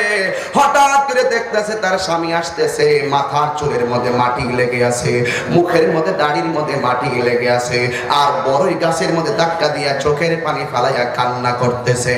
স্ত্রী ডাক দিয়া কয়, কি ব্যাপার? আমি আমার সন্তান নিয়ে বাহিরে ঘুরলাম, এত কান্নার পরেও আপনি যান নাই, কিন্তু এসে দেখলাম আপনি নাই, আপনি কোথায় গেছিলেন? এবার স্বামী ডাক দিয়ে কয়, শোনো না, আমি কোথায় গেছি তুমি জানো নি গো? কোথায় গেছি? আমি যখন ঘরের দিকে তাকাইয়া দেখলাম তোমার সন্তান তুমি কোলে নিয়ে এমন ভাবে শীতের মধ্যে ঘোরাফেরা করতেছো, ঘন্টার পর ঘন্টা কাইটা যাইতেছে, এরপর তুমি সন্তানটারে ঘুম পাড়াইবার লাগে কত কিছু করতেছো। তোমার সন্তানটা শুধু কান্না করতেছে, এরপরে তুমি বিরক্তি হও নাই। আমি তখন দেখলাম, তখন আমার মনের ভিতরে একটা চাগনা সৃষ্টি হলো, জল্পনা সৃষ্টি হলো। আজকে আমার স্ত্রী তার সন্তানের জন্য শীতের ভিতরে সন্তানরে ঘুম পাড়াইবার লাগা কত কষ্ট করতেছে। একদিন তো আমার আম্মা না জানি হয়তো এমন ভাবে আমার শীতের মধ্যে লইয়া কষ্ট করছে। ডাক দিয়া কই, স্ত্রী গো, আমি অন্য কোথাও যাই না, আমার মায়ের কথা মনে হয়ে গেছে। আমার মাথার মধ্যে যেই মাটি দেখা যায়, এই মাটিগুলা ঘরের মাটি নয়, এই মাটিগুলা হলো আমার আম্মার কবরের মাটি। আমার আম্মার কথা যখন আমার মনে হয়ে গেছে গো, আমি আর থাকতে পারি না। আমি আমার আব্বা আম্মার কবরের ভিতরে যাই, মা মা কইরাছে, গড়াগড়ি খাইছি। আমার আম্মার কবরের মাটি আমার শরীরের মধ্যে লাইগা রইছে। জোরে কি আল্লাহু আকবার বলবেন না? কেমন করে দেব মাটি, আমি কেমন করে দেব মাটি তোমারি কবরে, মা তুমি আমার আগে যেও না গো মরে। যার মা নাই তারা কারে বাড়িতে গিয়া মা ডাকবো, যাদের বাবা নাই তারা কারে বাড়িতে গিয়ে আম্মা কইয়া ডাক দিব। ও যুবক, দেখ চোখের পানি ফালাই আমার হুজুর কান্দে, আমিও চোখের পানি চল চল করে। অনেকগুলা যুবক চোখের পানি ফালাই দিছে, বুঝছি তোমার আম্মা বুঝি মারা গেছে, আম্মার হাতের খাবার খাইয়া বুঝি আজকে মা ফিরে আসতে পারো নাই। মা গো, তোমার মতো লয় না কেহ আমায় কোলে টানি, আঁচল দিয়ে মোচে না কেউ, আঁচল দিয়ে মোচে না কেউ আমার চোখের পানি। হায়রে মা জননী আমার, হায়রে মা জননী। দুইটা হাত সোজা করে দেন, দুইটা হাত সোজা করে দিয়া ঠোঁটটা লাগাইয়া বলেন মা, আর জবান খুলে কোন মা। মা, ওই মায়ের মনে কোনোদিন দুঃখ দিয়েন না গো বন্ধু। মা বাবার দায়িত্ব আছে তোমারে ভালো মানুষ বানানোর, কিন্তু তোমারও তো বিবেক আছে, মা বাবাকে সহযোগিতা করো। আজকে থেকে ওয়াদা করো, আম্মা গো তুমি কষ্ট করছো অনেক, আর কষ্ট করা লাগবে না, আমরা মানুষের মতো মানুষ হব, এই প্রতিশ্রুতি নিয়ে বাড়িতে যাওয়ার দরকার আছে না? না, আল্লাহ রাব্বুল আলামিন আমাদের সকলকে বোঝার তৌফিক দান করুন। সকলে বলুন আমিন।